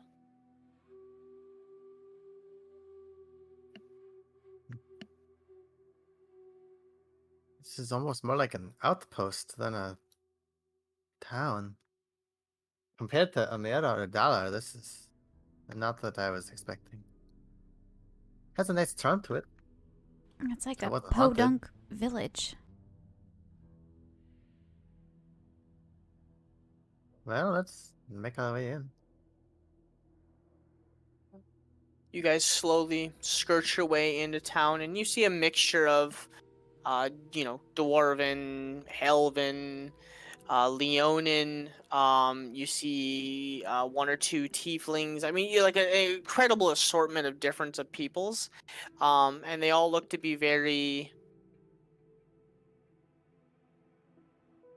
plain clothed, very kind of like dirtyish, not like pig dirty, but like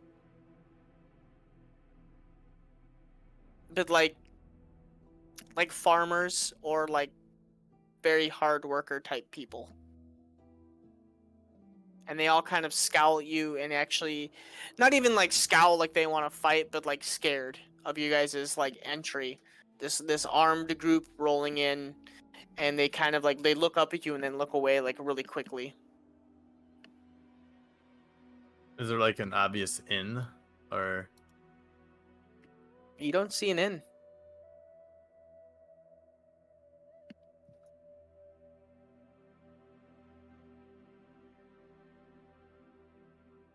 well, I'm gonna say kind of softly, I Huh. can see why people are leaving. It's not very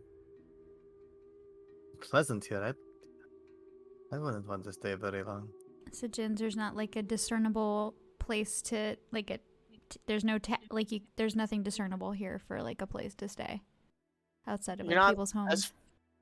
as far as you can tell, yeah, no. It's just a bunch of homes. There seems to be like one larger home, and then there's a bigger like a church. And Huh. as you do see that though, an individual in like garbs comes kind of like walking out into the street and like slowly making their way in your direction. Is that from the temple? Yes. I bet that's the priest that we're supposed to meet up with. Let's go talk to her. We don't have any other options. You're probably right. Hello? Good evening and welcome to my sea. I am Father Rupert, and I believe that you're the group that the area had told me about. We are? Excellent. Welcome to my sea. We do not have much here, but what we don't have, we make up in hospitality. So if you could please make yourself comfortable, um, I will have one of the people stable the striders for you. Uh, if you would come in, I have a warm meal for you. We'd appreciate that. Yes, please.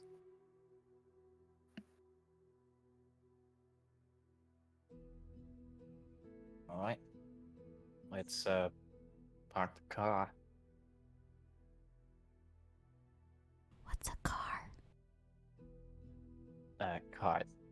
Oh, I thought you said car. What's a car? I did, but But It's cart your in front. Sell it to you. your cart is brought over and kind of like stationed up, and you're led into this kind of a simple like temple-ish type deal. And as you walk in, there is a large table, and there's a soup. Not really sure what it is. It looks to be a very like basic-y kind of like a wheat, like a gruel type soup. Yeah. I'll flavor it with prestidigitation. I Yep. assume it needs it. Probably. Maybe he loves it. Please. Of course he does. Best thing I've ever eaten. Yeah. Oh, very hungry he is, yes? I'll kind of like, I'll sit down, grab a bowlful, and do that thing where you like scoop it with your spoon and then like let it fall off the spoon. I'll flavor everybody's. This still It's tastes like it's pretty pretty- good Oh, good. It's- Okay. chicken noodle. It's pretty thick. It looks what's the word I'm looking like malto meal. Oh yeah. Chicken Oh, that's yeah. So and then chunks let it. the soda on the side. Yeah, it's like malto meal. I'm gonna be thinking to myself, I hope it tastes better than it looks. It's not bad. It's very bland. He does like give you like some like sugar, like a little bit of sugar to like. There's not much, but he gives you like a little bit that you can like sprinkle over the top of it. Sugar on soup. Well, it's like I said, it's like a malto meal. It's like a Oh, gruel. okay. Yeah, This is a bowl of cereal. not really. Cereal is soup, right? That's the consensus I mean, here. literally. This is overnight oats. All right. Well, I'll eat it, especially if it doesn't taste too bad. So, you're here to help with the issue. I assume you've been given details. We've heard a little bit and heard this. It comes at night. Taking things Oof. away. We've heard mostly Obviously, we- rumors. We'd like to hear more from people who've actually experienced it. Nobody has really experienced it. It's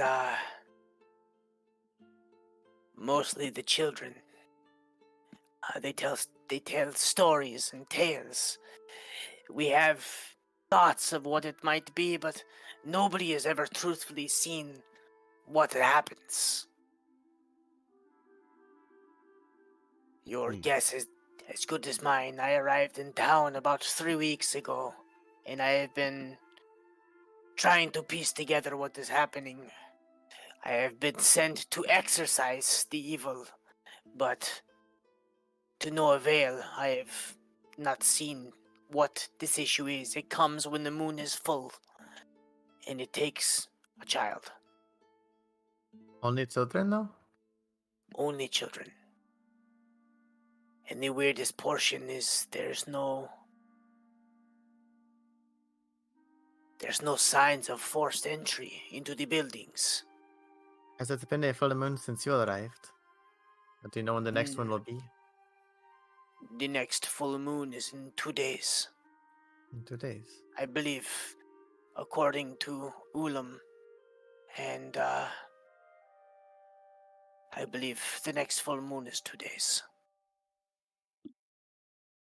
But the weirdest portion is there is no forced entry into the children's rooms or in the house. Almost like the children have left on their own accord. It is upsetting. This is a Pied Piper. Pied Piper.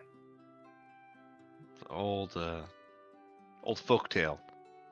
Maybe I'm assuming now that the parents keep a close eye on their children. Would we be able to talk to a parent that whose child went missing? There is a I believe the parents at the end of the street coming in that you first saw, I believe their child is right now is missing. I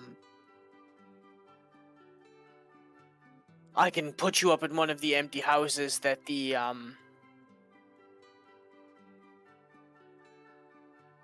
family killed themselves after their children went missing. So we do have an empty house right now that can be used. Rip. I'm sorry. Though Hopefully, it was likely before you got here. it was slightly days before I arrived. The child, both children, the son and daughter, had left in the middle of the night, and the parents said that they chased them into the woods, and they didn't see what happened after that. They lost sight of the children. And the Nor if next they- morning, we or 2 days later, we found the mother and father had hung themselves. I imagine that if a parent would never give up on their children, I imagine they must have known somewhat what happened to give up hope that quickly. Like I said, your guess is as good as mine at this point. I have nothing to go off of. It is incredibly frustrating and sad. We've had 3 children go missing since I've been here. All on the night of the full moon. All in the night of a full moon.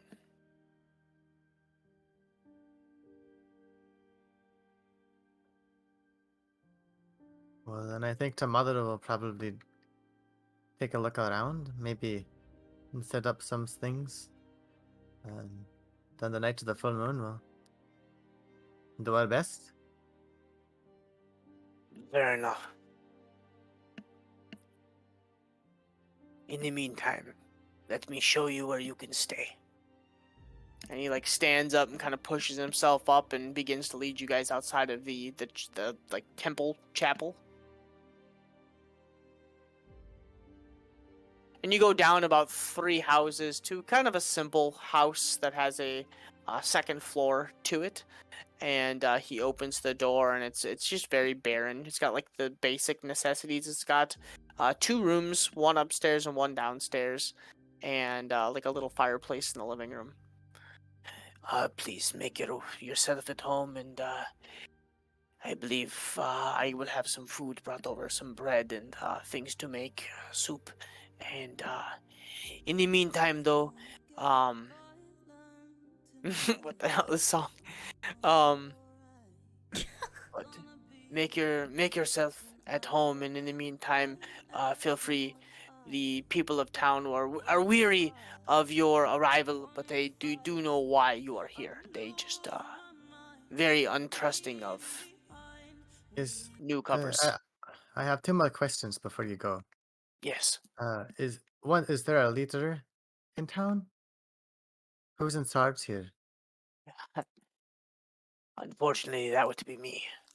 The leader was the individual that hung himself. I see. Jeez. And uh, and how many children are still left?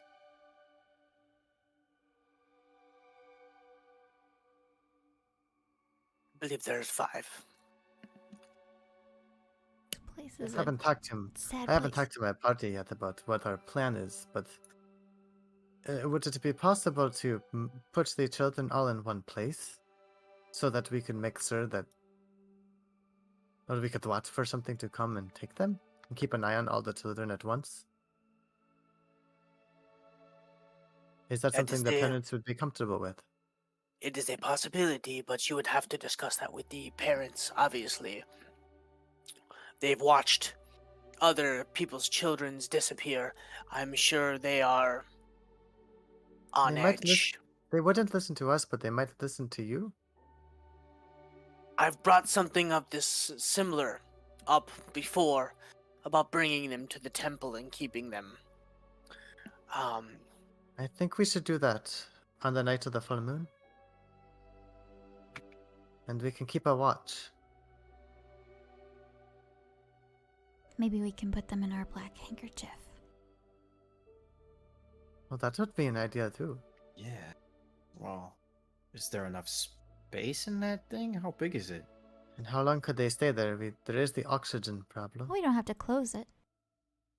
Well, that's true. Well, we appreciate the hospitality and thank Of you for the course. information. We hope we can help. We hope you can help as well. If you have any questions, do please reach out. I will do whatever I can in my power to help you. And he kind of like slowly like leans over and then exits the room.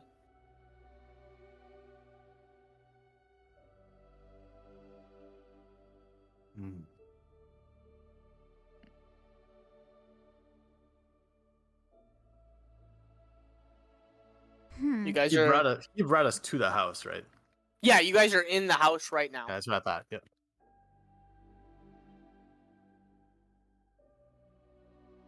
Feels kind of odd being in a place where people killed themselves.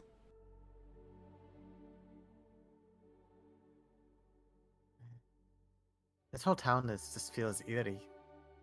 Children going missing, that's terrible. We got a kidnapper on our hands. Literally.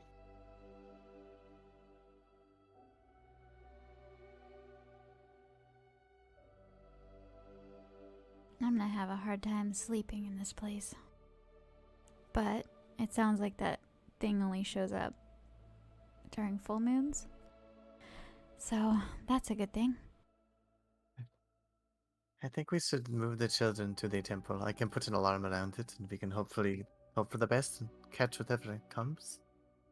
I think we should be in the same room as them as well, though. For sure, for sure.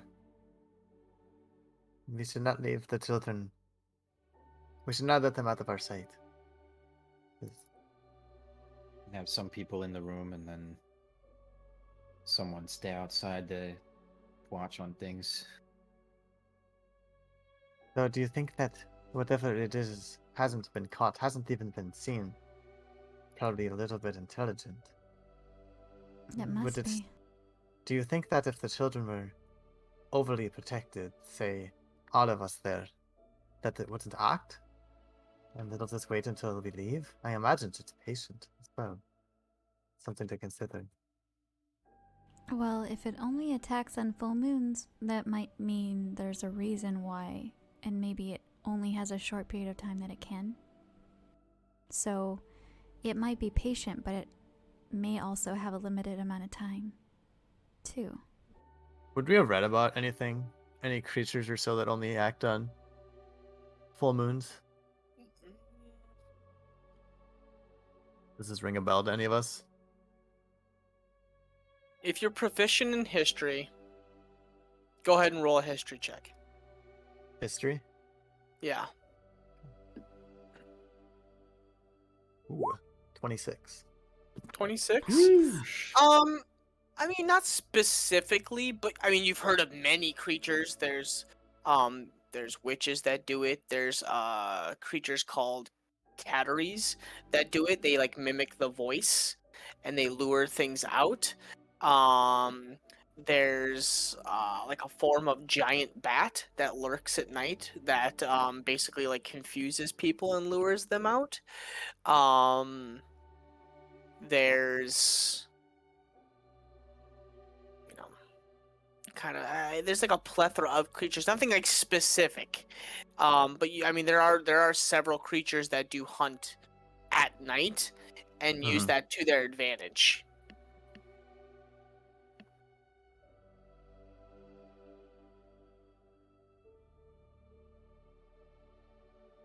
I imagine it somehow lures the children out.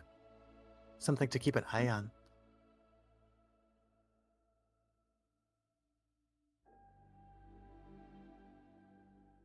You might be able to read their thoughts if you see the children acting strangely.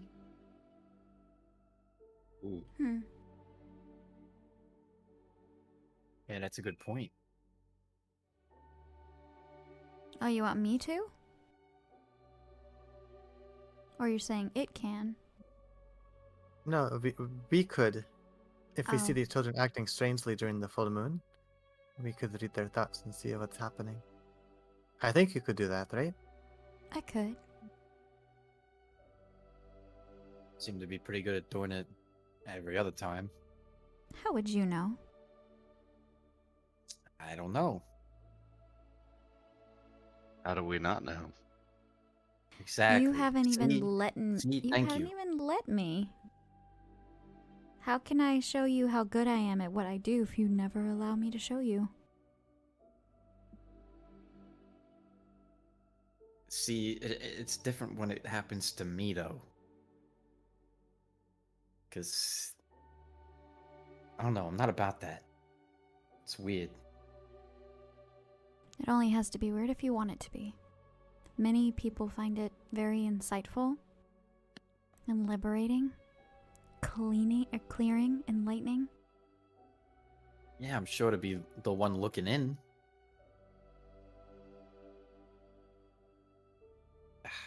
I don't know. I mean, to each their own. You don't have to. Maybe if I were like you and Sophia and KB, I'd understand, but that just ain't my wheelhouse. As you guys are sitting here having a conversation, um, you passive perceptions are fairly high, and they did not roll very high at all. You see two little heads kind of poking through the door, like leading out to the street. They're like just like watching you. We're being watched. Can I signal to them to come in? You can try, and they just like they look at you, and like they notice they're caught, and they're kind of like, Hi. Come on in. Bob Yeah, says yeah, we get can't it. come inside. Well, come outside. You're strangers. Well, come outside. Do Okay. you mind talking with us? Okay. But mommy says that we can't talk to strangers. It's okay. We're here to help.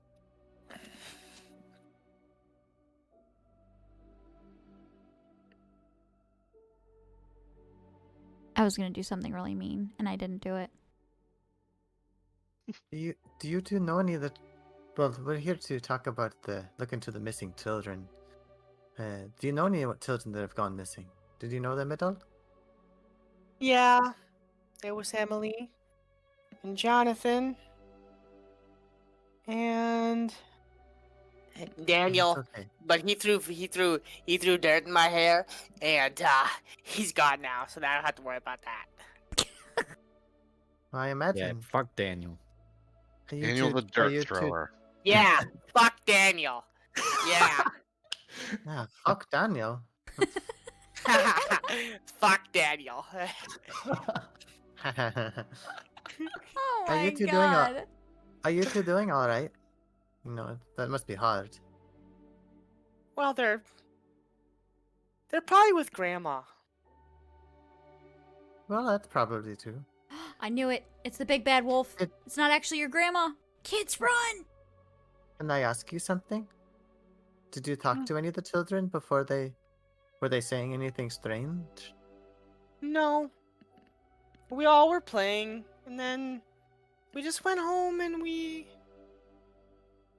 went to bed, and then they weren't here the next day.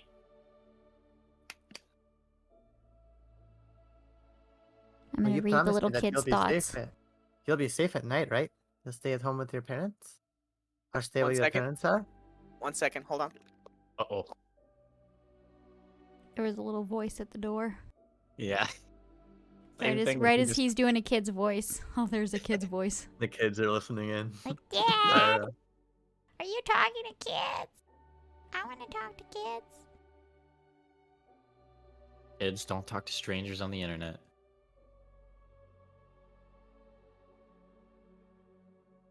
I'll come to your house and offer you cookies. It's a trap. my friend got a new job and now he drives one of those creepy white vans that's unlabeled for work. No fucking way. Yeah. Are you... He said they keep it unlabeled because that way like you can't, anything bad that happens can't really look bad on them. Like people, you know what I mean? You don't need to worry about your driving and you don't need to worry about where you park and stuff like that. Hmm. They're missing out on free advertising, though. That's fair, but the unlabeled ones are the worst. Yeah, an unlabeled white van. Are the windows painted out too? Oh yeah, there's no windows. Yeah, that has sus flags all over it. For sure. You see that driving through the district, you're like, how many people has this person tried to coax in there with candy? I'm not trying to get in, and I've known him for years. Yeah, don't do it. You could be his next victim. Or do. I don't know. I'm not your dad.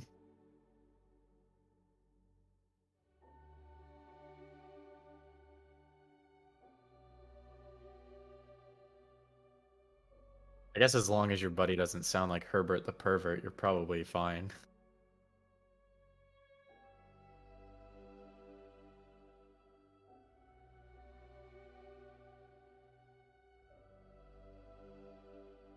Rocking up like, hey there, little boy. I got some popsicles in the trunk of my van. Creepy.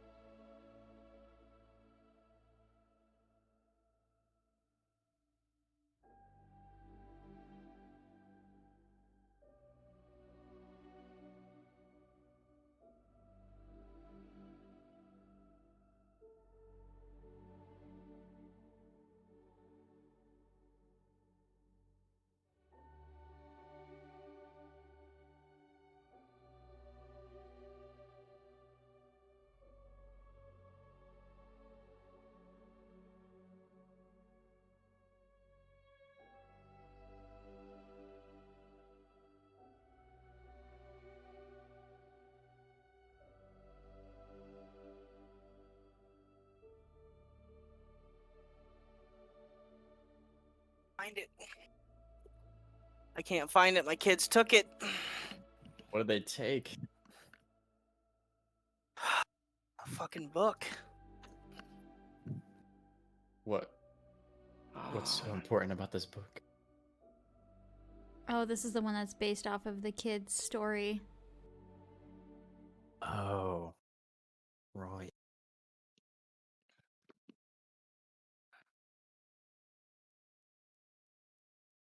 Okay, I did find.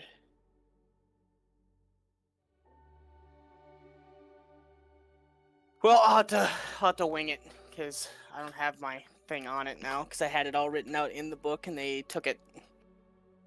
But yeah, they went. They're probably with Grandma. She tells a bedtime story to us.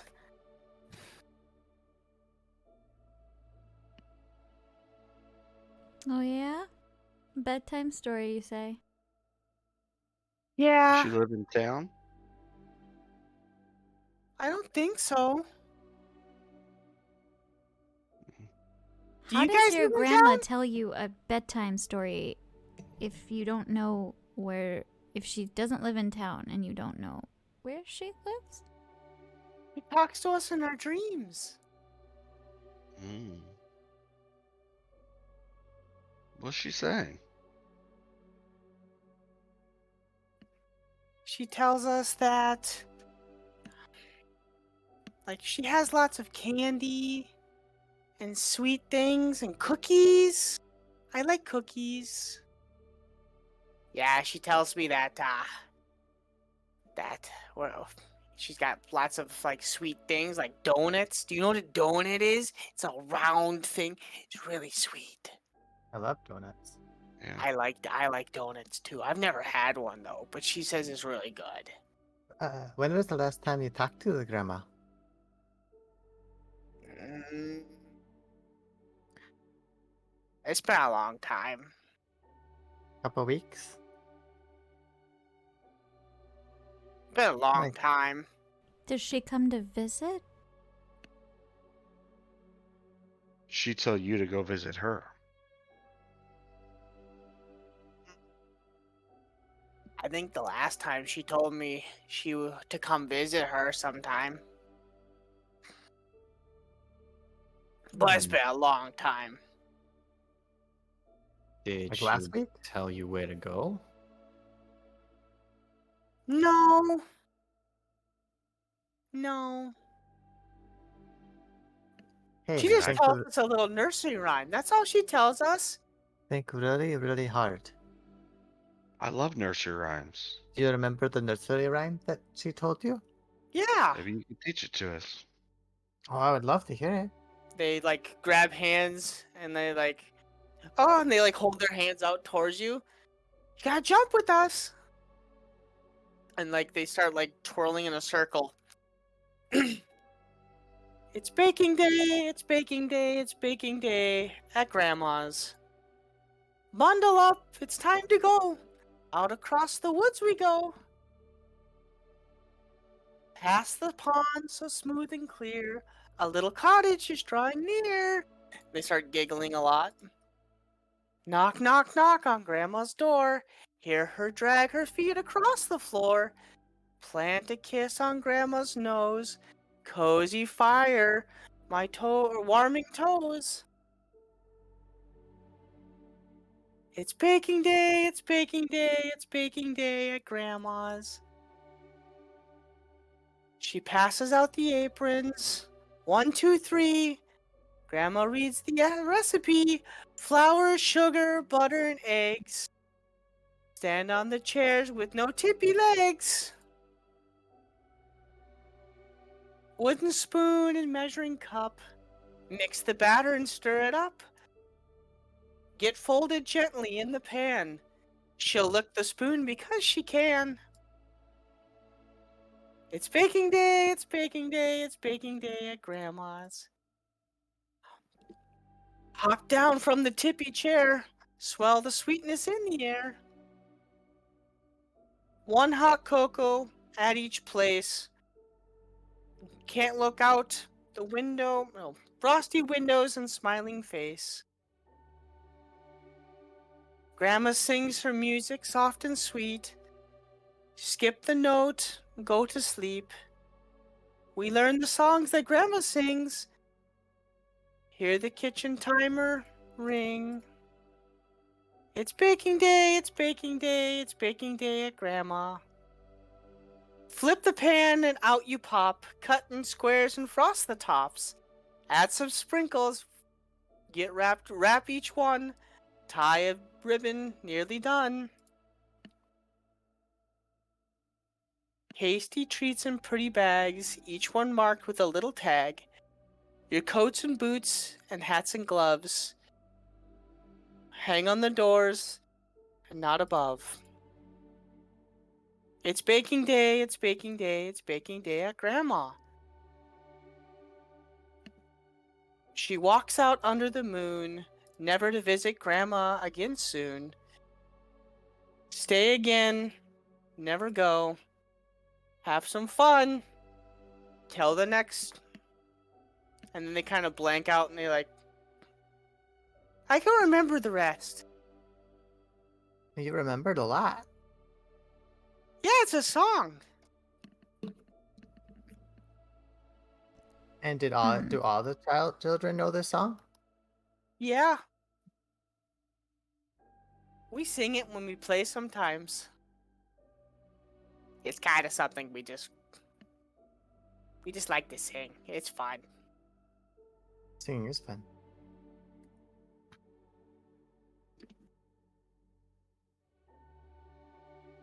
And you wanted to go meet this person?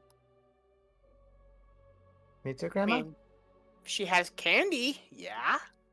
Why haven't you? I don't know. She hasn't come visited, I guess. You're waiting for her to come visit? I guess. I don't know where Grandma lives. That makes sense. Okay, we're gonna go play. You guys are boring. Yes, run along now. Promise me Bye. to stay safe.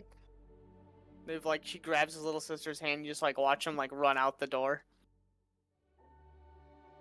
Like, look at everybody. Kind of like blankly. Alright, so Grandma's a monster. Yeah, that's gotta be one of the fucking weirdest things I've ever heard.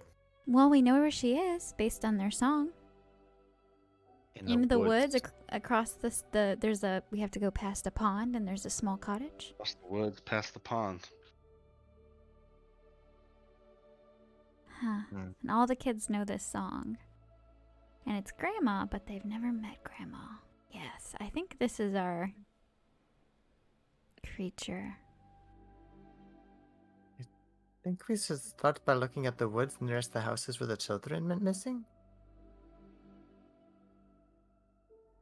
Try Well, and follow we're in that one. trail. Well, that's a good point. And is this cottage on the edge of the town, Ginge? What cottage? Oh, The the one we're in. cottage? The one, yeah, Uh, no, we're in. Think of it like one straight road, and all of the houses are kind of along that road. And then there's a woods on the opposite side. Yeah. Kind of like behind the houses. Mm. Well, we'd have a little time before dark if we want to try and find this cottage beyond the pond through the woods. No, venturing into the woods, probably best to do that during the daytime. I agree. One important thought, though. This cottage might not be something we can find if it doesn't want to be found yet. Since it sounds like this is something that It might happens need to on be full a- moon. Maybe It might there's need like, to be a full moon. yeah, it might be some kind of an illusion that protects it too. So if we don't find it, we might have to wait. Well, I agree. mean, either way, maybe going out into the woods while it's still light will help us get a lay of the land so we can navigate better when it's dark. Yeah, and you never know, we might actually find it. Or we could ask around and see if there's anyone knows of a pond nearby. I imagine that they know the lay of the land. Hunters and gatherers would surely have seen such a place. Yeah, that's a good point.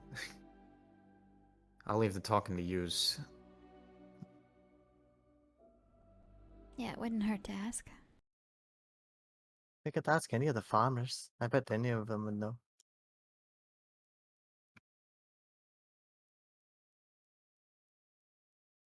Yeah, let's go canvas, see if anybody knows where this pond is.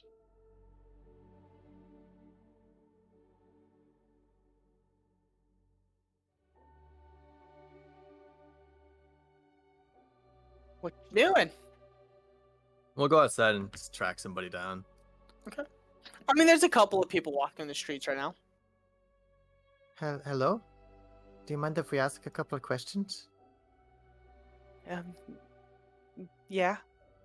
You see kind of like a half elf female, and those two small kids look to be hers.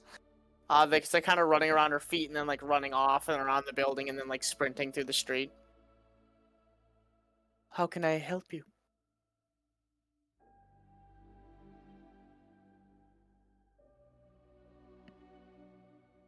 Can we talk to just you?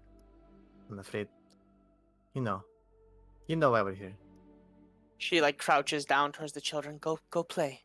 Go play with the other ones. She stands back up. Yes, we all know. I appreciate you talking with us. I imagine that this is quite scary. We're Very nice. currently looking at packing up our house and leaving, possibly tomorrow. That's not a bad idea. We do have one question though.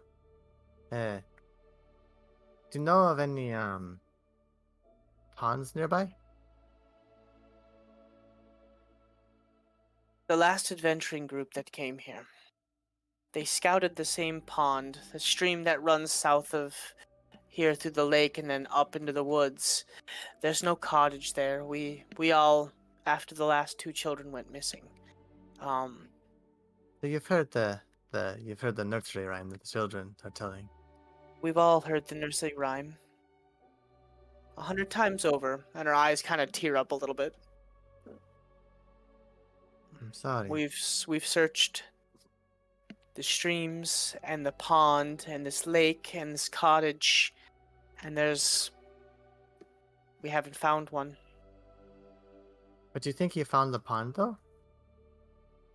There's only one pond that runs along a stream through the woods that we've been able to find. We're not sure if it's the right one, but I mean, Yeah, it's worth a shot. Can you direct us to it? And you said there's Which- no cottage? not that we were able to see, no. Has anyone tried looking during the full moon? Mm.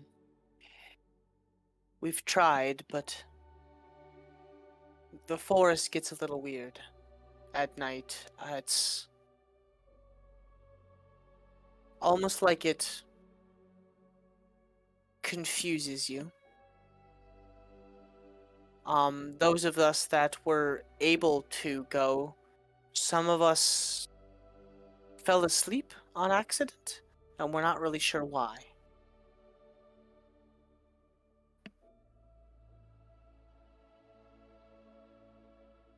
We'd like to go at least see this pond so we can scout it out. Yes, if you could direct us, that would be wonderful.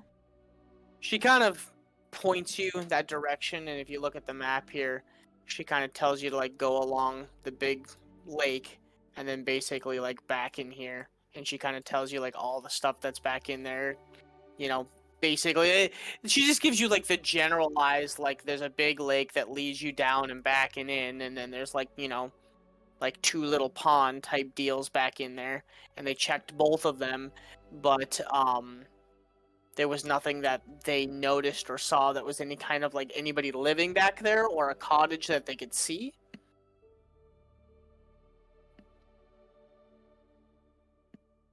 So maybe we need to go there before the sun sets to the area we think the cottage is. And then wait for the full moon to rise so that we don't get lost. I think that's a good idea.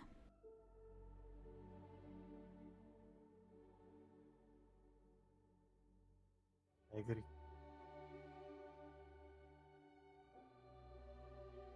You guys don't need anything else from me, though. I have a couple of things I would like to get done today. My husband will be around earlier this evening if you need to talk to him. His name is Jonathan. We live in the house, and she points kind of across the street. It's a smaller, like, home, kind of like a hovel almost, but it looks like they've been adding on to it. We will be there for the most of the evening. Pretty much just going to be staying inside. Thank you for your time. She kind of like bows her head and like takes off in the opposite direction.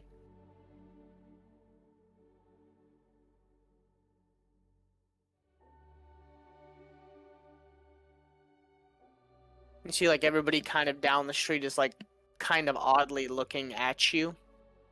Like, they're all staring at you. It's kind of one of those, like, hopeful, but, like, why are you here?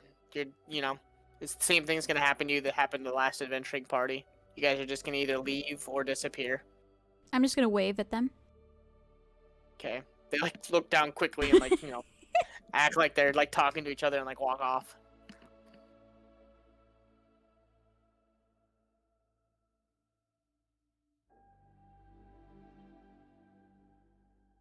Well, do we want to go check out the woods, find this pond?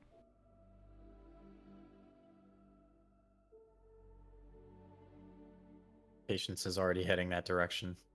Perfect. Did they say the full moon was tonight or tomorrow night? Tomorrow night. Okay. I'm going to walk next to Axel, mind link with him. If you don't mind, I'm probably going to stick close to you because this whole thing has me very creeped out. Yeah, of course. Let's go find this crazy old bat.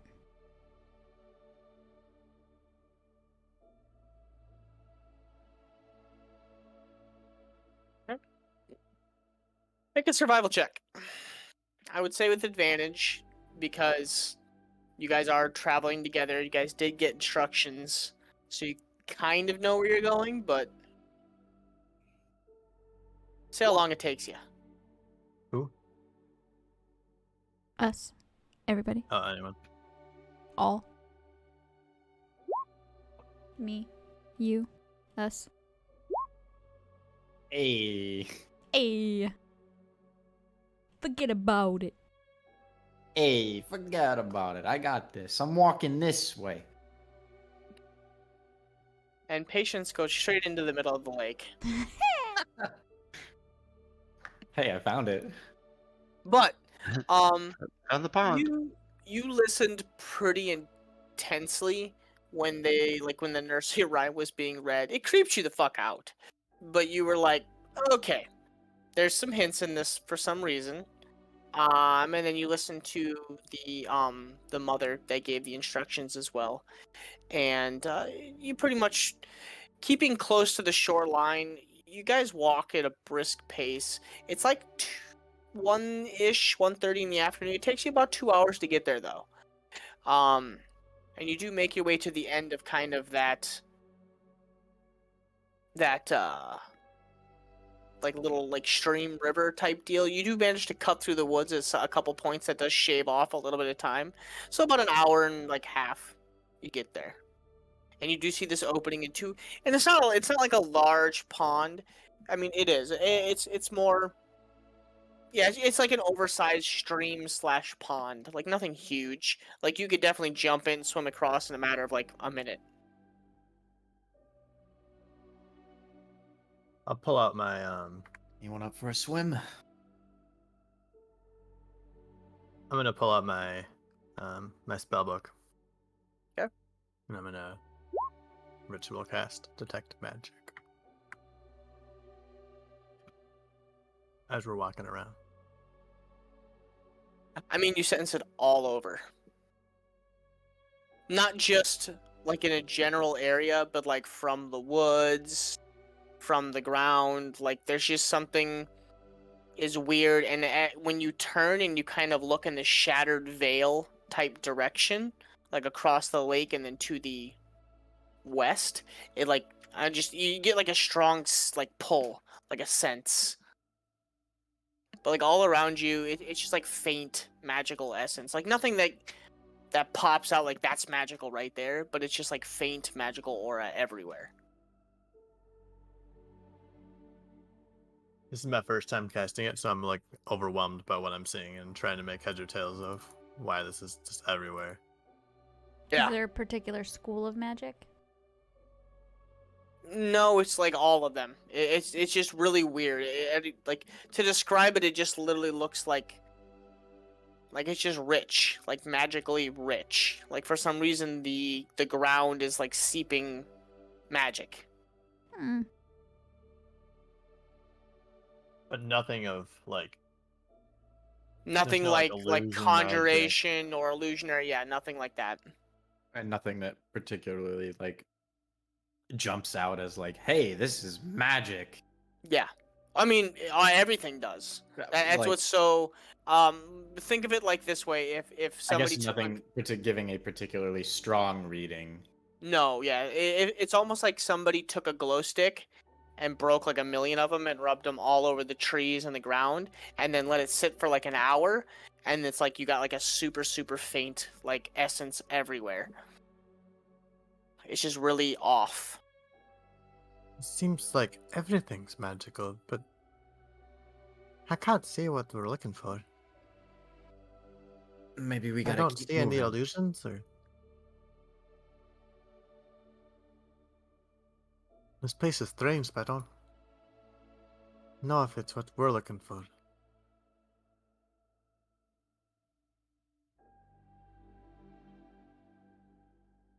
Have anyone found anything? I mean, I could swim across to the other side and see what we got. I mean, you can walk around it. It takes like a minute or two. Are there any like signs of children out here? Or on the way? Ooh, yes. Make a perception check. I'll assist with that.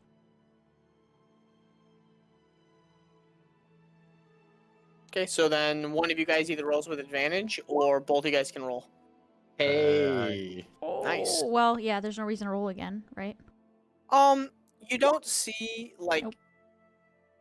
you don't see like signs of children or anything like that. You do see like a bunch of footprints that might have been you assume the town when they came out here looking. You see like a bunch of like footprints, like old footprints. But nothing like newish and or crazy. You do see some footsteps that kind of lead off to the right, like into the woods. Like, maybe somebody took off and was trying to like look into the woods a little bit, but that's all you notice.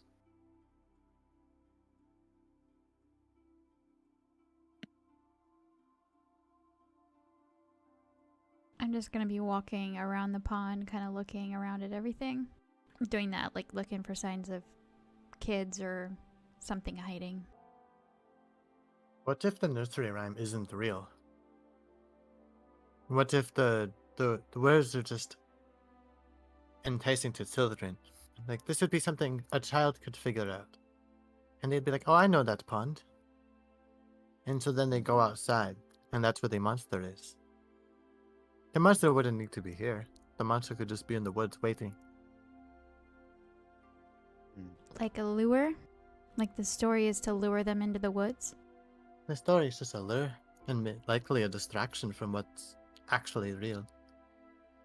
Keep people off their trail. I'm gonna walk on the other side of the pond, just in case I'm still kind of looking around. Nothing crazy. Just seems to be pond and kind of like a little clearing, and that's about it.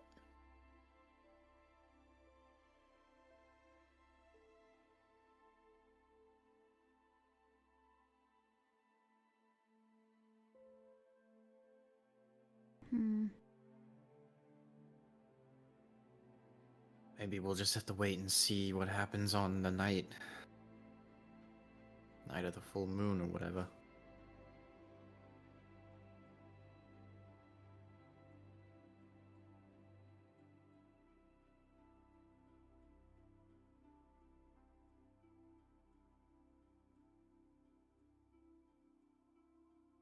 Yeah, it's very possible if there is something here that maybe we can't see it yet. Or it's just a myth.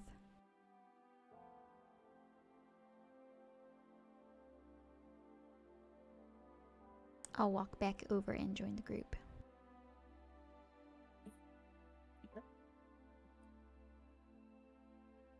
So what should we do tomorrow? Should we just rest up for the evening?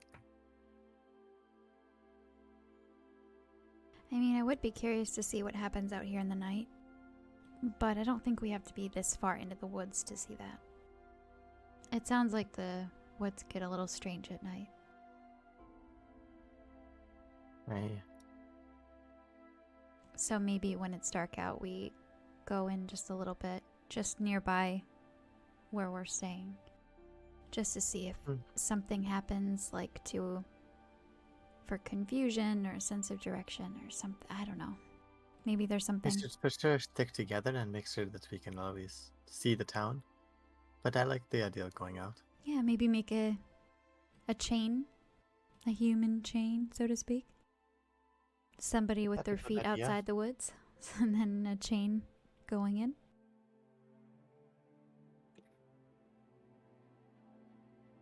I mean, we've all got rope, right? Or that works too.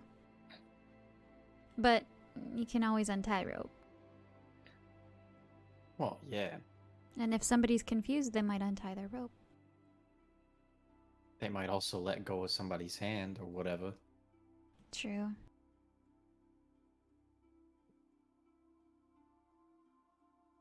A Oh, rope wow, would we have allow us to time. cover more ground, and it would fall to the ground if someone dropped it. So I think that would be okay.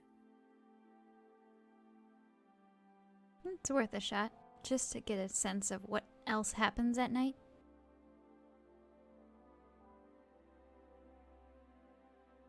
Definitely.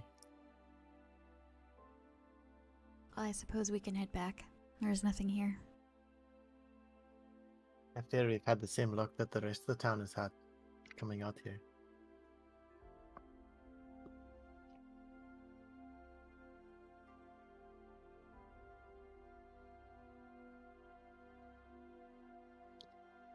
Before we head back, Patience is going to take a little dip real quick, just to cool off. You jump into the water, and it's kind of abnormally cool. Feels pretty good though. Whew. Not as bad as the waterfall. Refreshing though. Yeah. Do a little backstroke. Turn around, come back.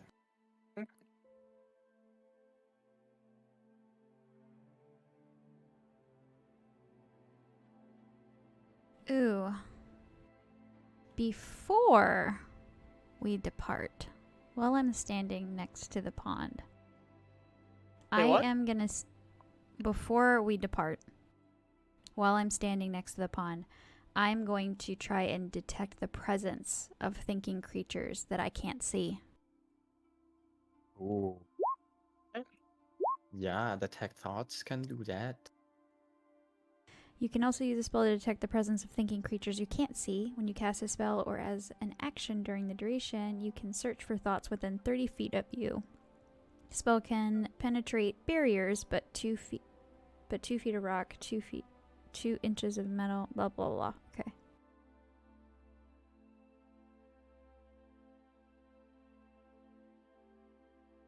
So I can't detect the thoughts of creatures that have really low intelligence or don't speak a language.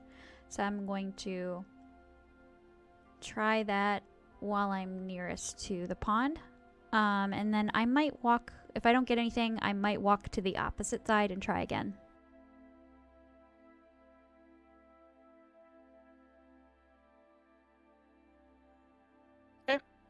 So you're just walking around, kind of like searching.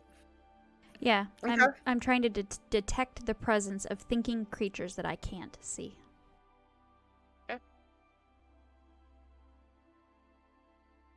You walk around the pond, and nothing.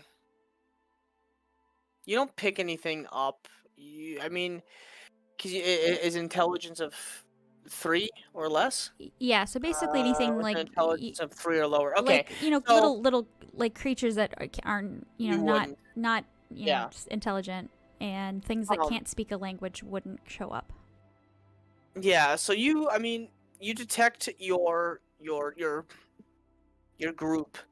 You walk around the lake, and you're not picking anything up. I mean, you notice these like squirrels. You notice some like like some small predators, that are in the forest, and like other like little things like that, like nothing crazy or like that would spark your interest. That is obviously an intelligent being. Um, and so you walk around. You said you're walking around the pond. Yeah, I'm walking around the pond. Just because it only has like a Yeah, certain reach. So I'm Yeah. trying to make sure if there's something hidden that I might be able to pick it up. Okay. So you walk around the pond, and the group is kind of doing their little thing. Patience jumps into the water and is like swimming around, and you kind of like come around the peak of the pond, and you go to turn back around and come back towards the group, and it hits you Oh. like eyes in the back of your head watching. But I'm detecting its thoughts. Yeah. Oh, wait. Use this to detect the presence of thinking creatures. Correct. It doesn't necessarily. You can Once search. you detect the presence of a creature this way, you can read its Correct. You thoughts. can search the rest of for the thoughts duration within as 30 well. feet of you. Okay, yeah. So I would catch what it's thinking about too. Not deep thoughts. I'm not It's not Just- probing. It's just top. Yeah.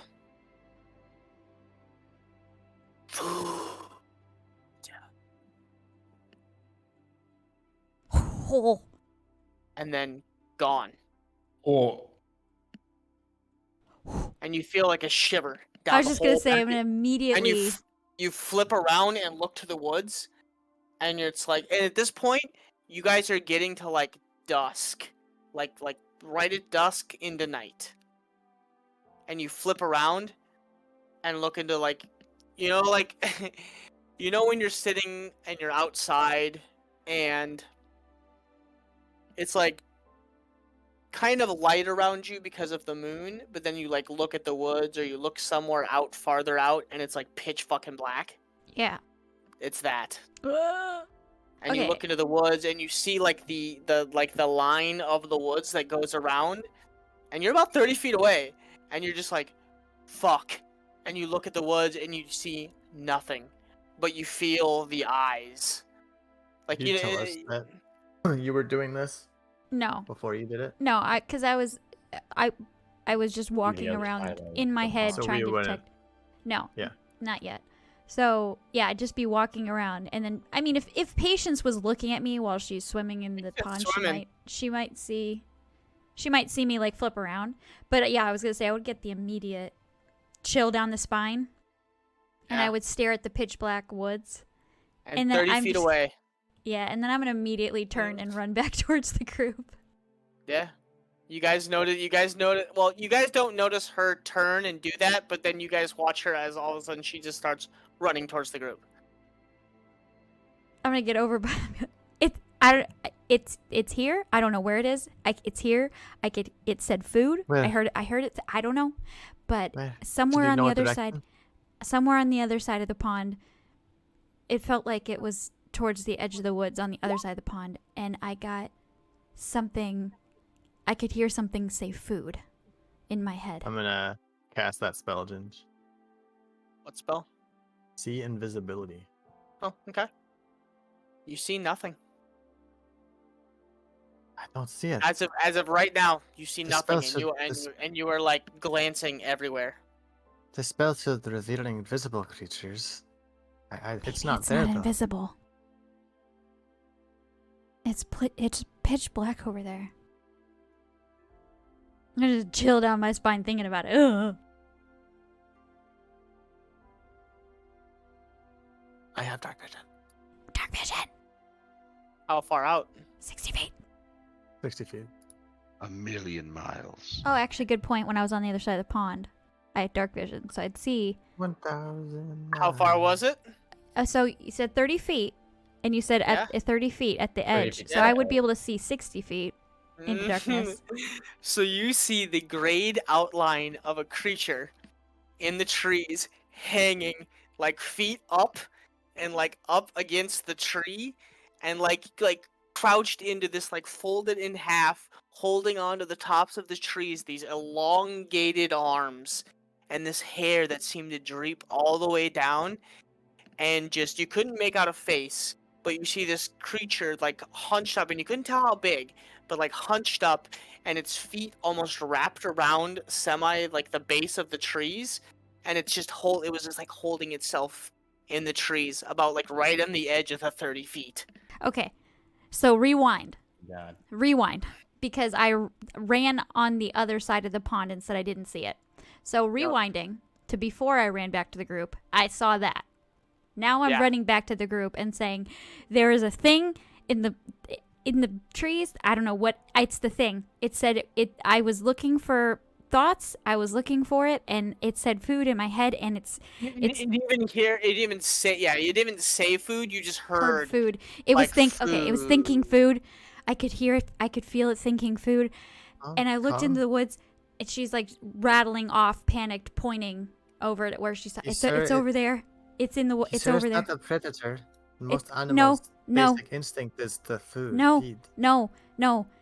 It's not an animal. Okay, I found this on. How come most animals have an instinct on what? Animal Siri, what the instincts fuck not what is you that think they thing? are. It's talking. It's Hey, talking. Siri, what Siri. the fuck is that? Siri is fucking grandma, you guys.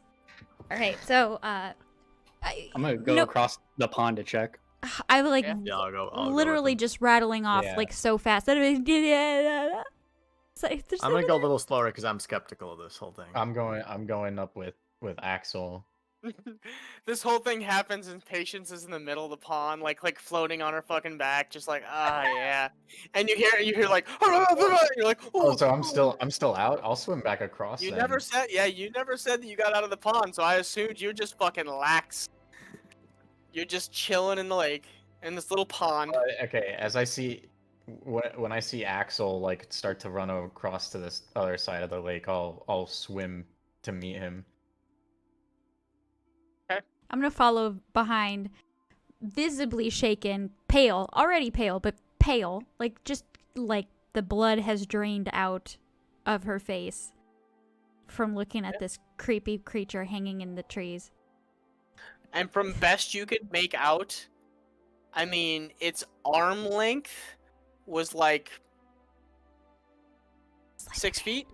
Yeah, so I'm just gonna be like, I'm gonna be just muttering. nasty long, and like from what you could make out, the fucking feet Monkey. were like wrapped around half of the tree trunk and were digging into it, and then the hands the same thing. They were like holding itself. Yeah, so I'm gonna be muttering all of this as I'm walking behind them. It's the long arms and monkey feet, really long arms, hanging in the trees.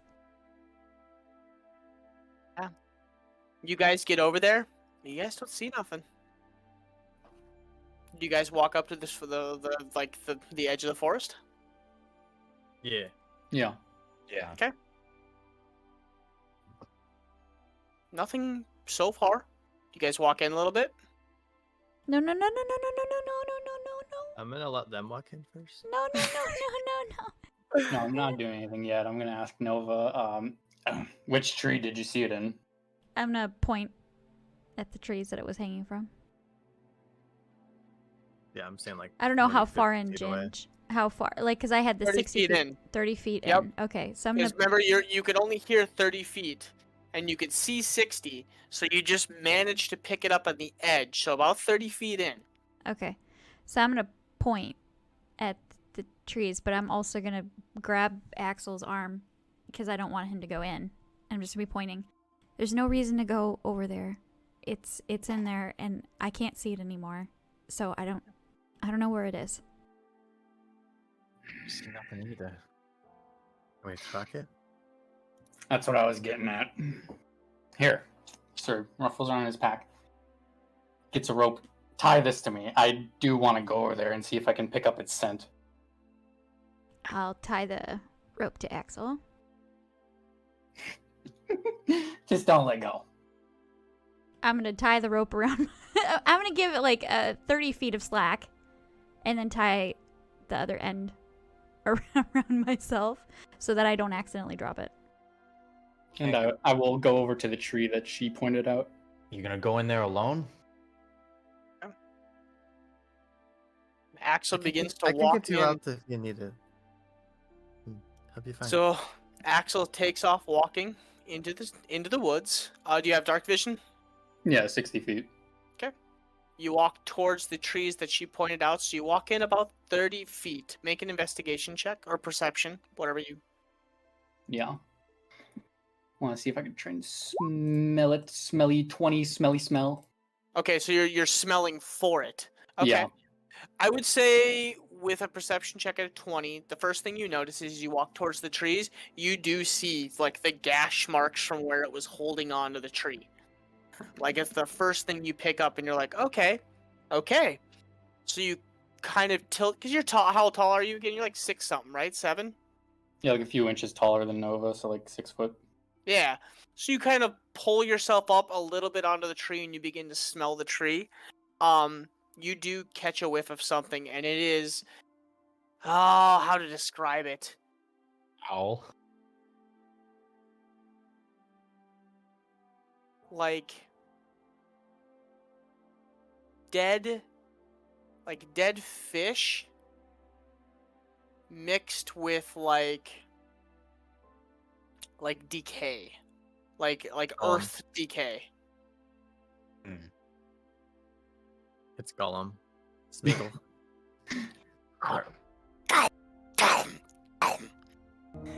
This is the food.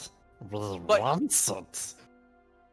You do pick it up, and you pick it up, but like you don't have like a it's right there.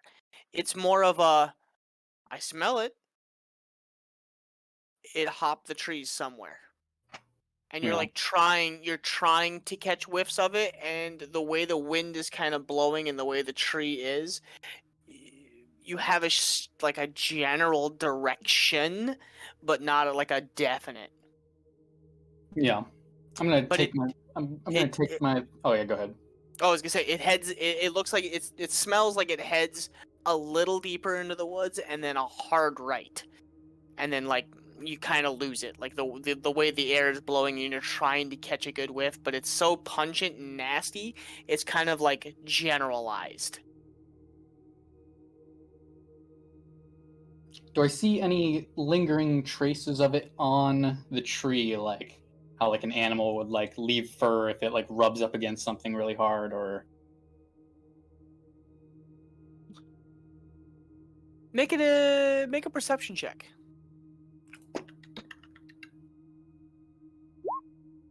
7? Unfortunately, not really. Like you look up into the tree and you have dark vision, but it's kind of it's more like a grayscale. So you're trying to pick up like a definite, like if a piece of clothing or a cloth or something ripped off, and you don't see anything. You do see like some claw marks, and you kind of can trace it for like 1, maybe 2 trees, and then you lose it. You know, I'm gonna take my thumb and smear it across the gashes that I made in the tree, and then wipe that thumb under my nose, and then return to the group. It's slimy. Yeah. The first thing you realize is like you over the gash mark, and you're like, okay, like maybe a little tree sap or something like that, and it's almost like a, I don't know, like a saliva, like a really thick saliva. like a mucus. Yeah. Mucus. It's really off-putting, and when you spear it under your nose, like, you know, you're used to doing this when you tracked things when you're hunting, Yeah, remember the scent. but the moment you do it, you regret it, and you take your hand and like wipe it off a little bit because it's like so nasty. It's almost like if you were to take like, I don't know, like a dead, like something that's been decayed for far too long, and then you do it. I'm gonna take a rag then and smear up the rest of it and try and collect as much as I can. There's a little bit. You get enough to make like a good chunk of the rag is like kind of like oily. And then I will head back to the group. Okay. It's gone now, but I think I've got its scent pretty much locked down, so whenever we're ready, we can chase after it.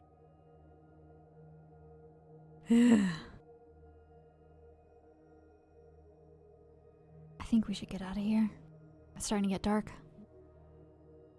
I think we should trace it. What is here? Yeah, I feel like this is its playground, and it's got the advantage at night. Yeah, but And we at this also point, don't know the for sure that this sun is is what setting. we're looking for. I don't think it is either. I mean, it definitely could be, but But it's other things want food. That's a very natural instinct. It specifically said food. I could Right. hear it thinking about it. Well, that's what most animals are looking for. Well, aren't these children told stories about baking with grandmother? It's all about food. Kind of fits the bill for me. It was a sickly hunger that was just thinking about food, food, food.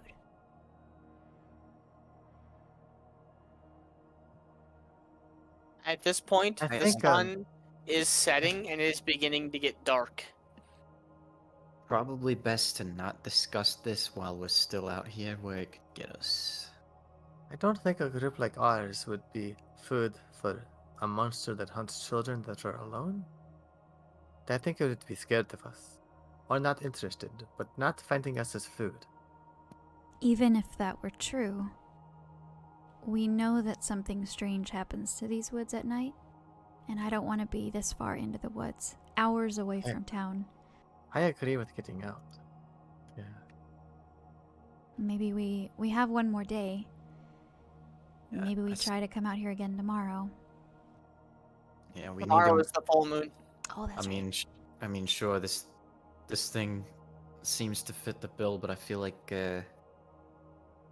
we don't really know that that thing specifically is what we're looking for. True. Could we, just be we another don't. thing that lives in these woods. It's also, Axel, happens to be creepy as hell. Axel, you've hunted plenty of creatures before. Is this smell to you? Is it new? Different? Completely new. Very, very almost intelligent-y, like it's hunting you. You've never had anything hunt you actively like this. Oh, like the smell of a predator. Yep. I trust Nova's judgment. This thing is abnormal. I mean, I'm not saying that. It's not an animal. And I think we should hunt it tonight. When it's not the full moon and the children aren't in danger. This way we don't have to leave anyone behind to watch them. So should we go back, get a plan together, and I go think we out go again now. after it? Now? If it's running, then it's scared. Or it wants us to chase it? It didn't know we were going to be here. But it knows that we're here. Now. It didn't detect Earth that it was setting a trap.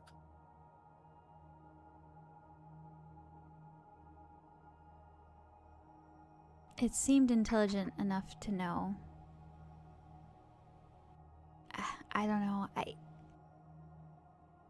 If you want to chase it now, the only issue is that we are not familiar with our surroundings. We don't know what's going to happen when it gets dark here. And You think it's safer to wait for the full moon? not At first, necessarily safer. I mean, but I'm not it- thinking it's safer, but if it's trying to collect children and we keep the children from coming out into the woods, maybe it comes out of the woods. yeah, and then we'll know for sure if that's what we're, here to hunt. Yeah, maybe it comes into the town then. Or maybe it comes close to town.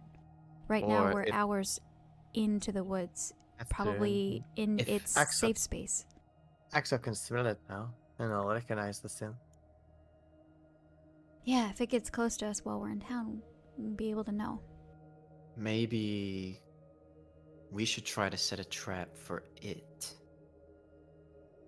I think we I'll should use a wait until child we're as back bait? in- Maybe we could I put think we a should- child Shh. in a tree. It might be listening in on us. If it's intelligent, we should get back to town to discuss. Yeah. I mean, I like to mix it up, but Let's get back to town and then we can discuss what we want to do from there. Yeah, let's hurry.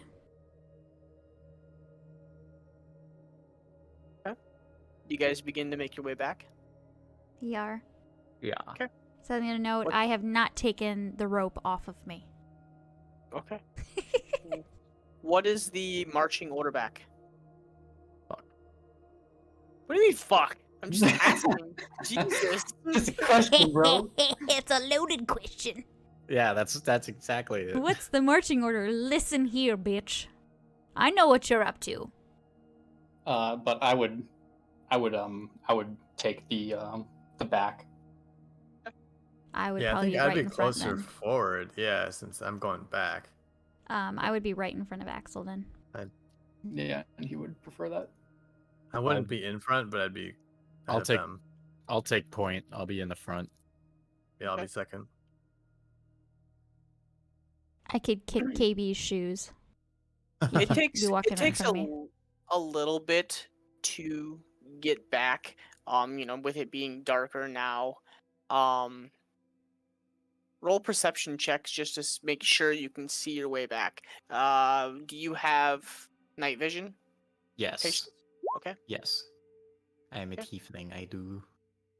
So roll. Oh, not too bad. Okay. And I'll also be kind of like as I'm going through, like just keeping eyes out for anything else weird. Yep.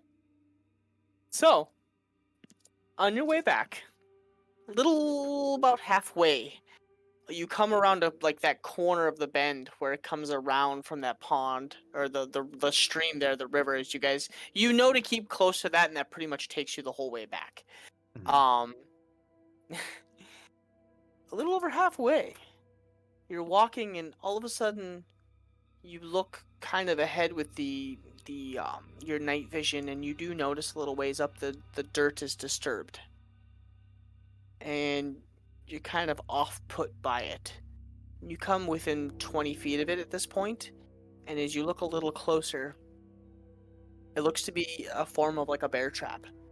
And when you took it even closer look, it is a very primitively put together almost bear trap that has like it's made of like sticks and like It's some not made other of stuff. metal. It's like No. constructed out of like Yep.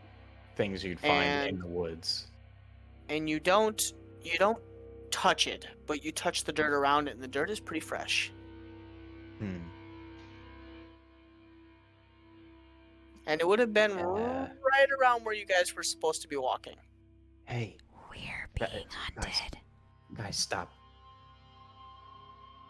Yo, Furball, get over here. I'll walk forward. And I'll like kind of point out the trap and be like, think this could have been set by our friend back there? I don't doubt it. Does it smell like them? I'll get down and give it a whiff. God. The hunters become the yeah. hunties. Oh, jeez. Sir, you are being hunted. You are being hunted. The first thing It's you fucking notice setting after you- traps for us, like we're game. So the first thing you notice, Axel, after you smell it, Predator. and you and Patience both kind of like notice the trap, look around, where the trap looks like it like snags onto you, and it's pretty gnarly the way it's put together. Like it's obviously meant to like there's nothing about it that's gonna kill you, but the way that the Man trap the is fuck outta you. yeah, the way that it's positioned, it looks like it's supposed to basically cut your Achilles or fuck it up really bad. And then you look at the like where the rope goes up, and you look all the way up, and there's like 4 or 5 sticks that are sharpened that point directly down, so it almost like it would pull you straight up and into it. Oh, Damn. Damn. I'll get up. Yeah, this has our guest all over it. Well, now that we know it's setting traps for us, It's definitely even more concerning. The one thing you do notice with a perception check that high, though, Patience, it was set in haste.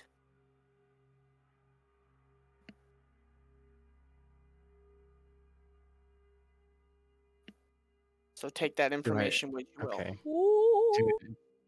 Do I see any like tracks around it here that might indicate that that thing might have been here? Roll another perception check. Okay. The music was perfect for that, too, by the way. You don't see anything. No. Okay. Even with your dark vision, it's covering its Yeah. trail really well. This thing is definitely in its element. And I'll say with that perception check you had earlier, you do look up another 60 feet ahead of you, and you do notice almost like there's like a leaves that were set on the path a little bit, and you kind of notice something that's leaned up against the tree that looks like it might come down and like, you know, maim you or hurt you enough that would knock you out.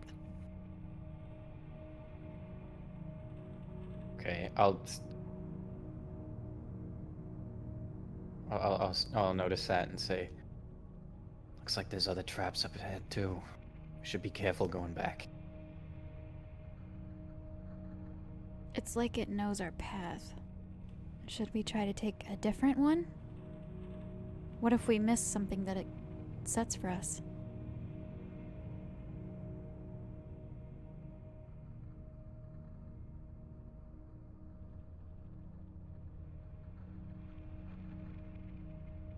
We try to go off a little bit.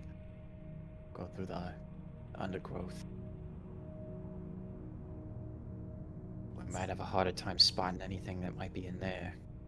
Yeah, that's the only issue with that. It just seems like it's setting traps along our path.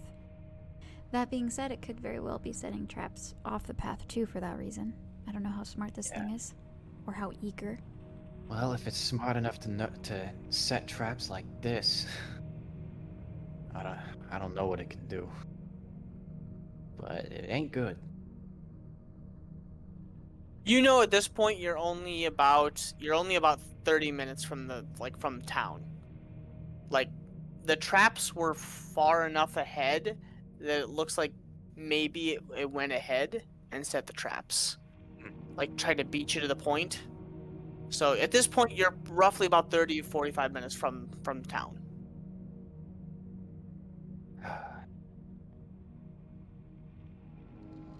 If you don't know what way it went in, we need to make our way home. Make our way back. Yeah. I think we might need to... is there like a big stick around, like a long stick that I could pick up? Oh yeah, there's plenty of them. I'll pick one up and kind of like say, keep an eye out, but I'll also, you know, maybe I can use this to help us preemptively set anything off. Just in case. Tread lightly. Follow me. And I'll continue to go along the path that we took before, but at a slower pace and like really check in like every step. So I would say with and I'll that, kind of like put the stick like out in front, kind of almost using it like a blind person like would use their stick, just in case there's something that I don't see immediately that'll either let me know that something's there or trigger something that I don't notice. Okay. So you use the stick, and I'll say with that, plus the group helping you and the dark vision, roll perception with advantage. As you lead the last 30 minutes back and you're taking your time. Okay. Ooh. Okay. So the last 30 minutes are tedious and quiet, and you swear a couple of times you hear something like almost rustling through the like overgrowth of the trees, like to your left, like far in, but you're not 100%. You do manage to set off one trap that you didn't initially see because of the stick. And it was almost like a little snag wire, and you can see the town in the distance, like the lights of the town, Yeah. and you're like, oh, okay, cool, and you go to like take a step, and you're like accidentally holding the stick in front of you, and you're getting ready to like toss the stick out to the side, and like a little snag wire grabs the bottom of the stick, and all of a sudden it's just like gone into the fucking woods, Yeah. Holy shit. and you're like, oh fuck, and you go to look to see where the trap even is, and you're not even sure where it is. Like, it's almost like it laid like 50 feet of like wire or like rope Mhm. out, and then the snag wire was supposed to drag you off into the woods. Ooh. Man, this shit is elaborate. This is not a dumb creature. So, you make your way back to town. You kind of like clear the woods, and you clear this little stream, and you make your way. You're like, now you're walking down the center street of town, and everybody's inside. Like, doors are closed, windows are up. You can see like a bunch of lights are on. Do you guys go straight for the house that you guys were sitting at or staying at for the night?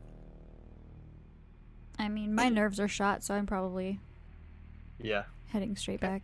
Yeah. Okay. So you guys get into the house, and you guys begin to get comfortable. Are you guys going to bed pretty much right away, or are you guys just like sitting in your rooms? Is there like a spot up on top of the roof that I could sit?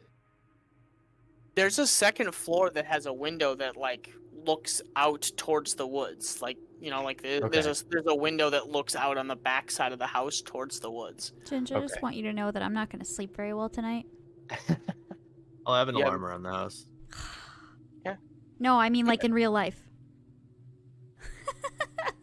Creepy as shit.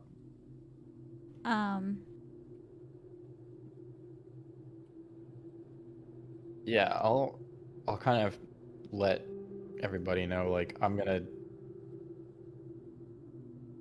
keep a little lookout on the woods here for a bit. Just in case that thing decides to follow us into town. I don't think it will, but you never know. I'm gonna sit inside and then just be trying to black out the sound of like its thoughts, replaying its thoughts in my head. Food. Yeah. Creeping, like chills running down my spine.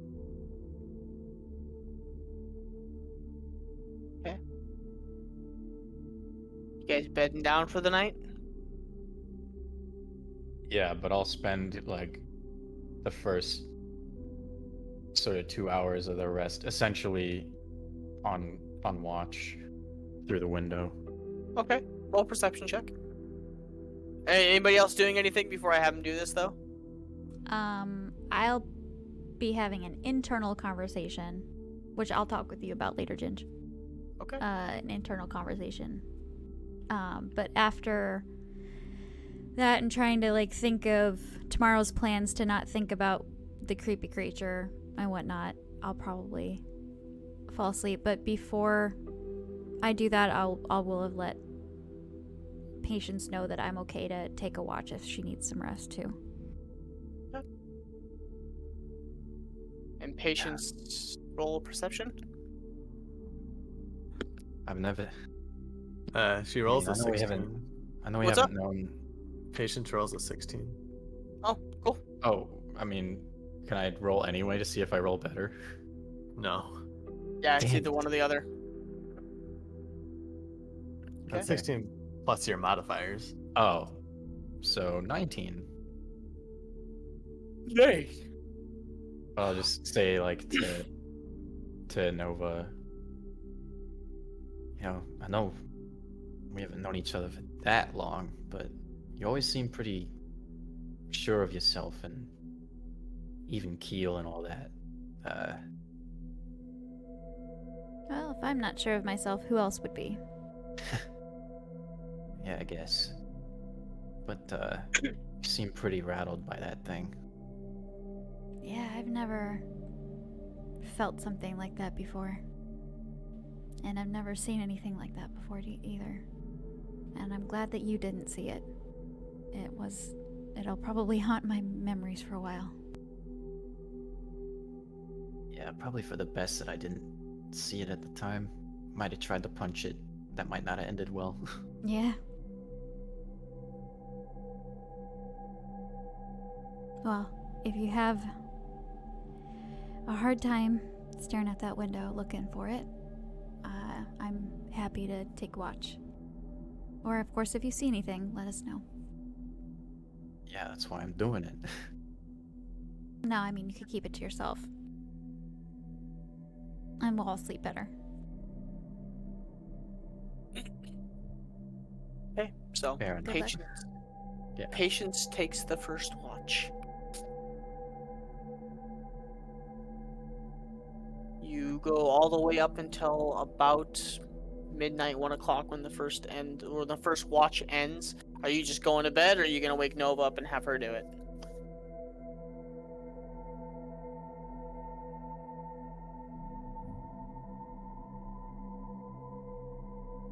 Right. Oh.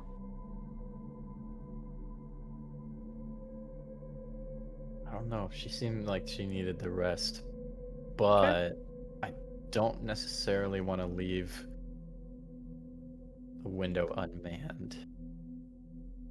She did tell you to wake her up when you're ready for rest.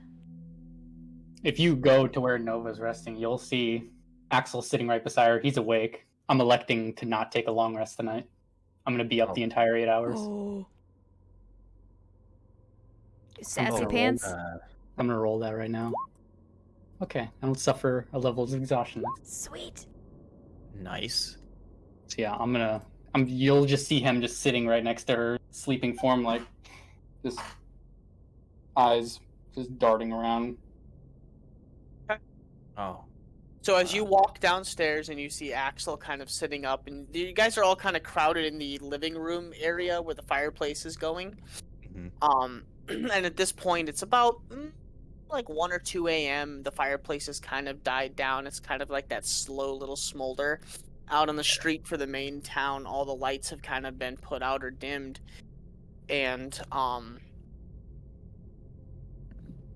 you guys,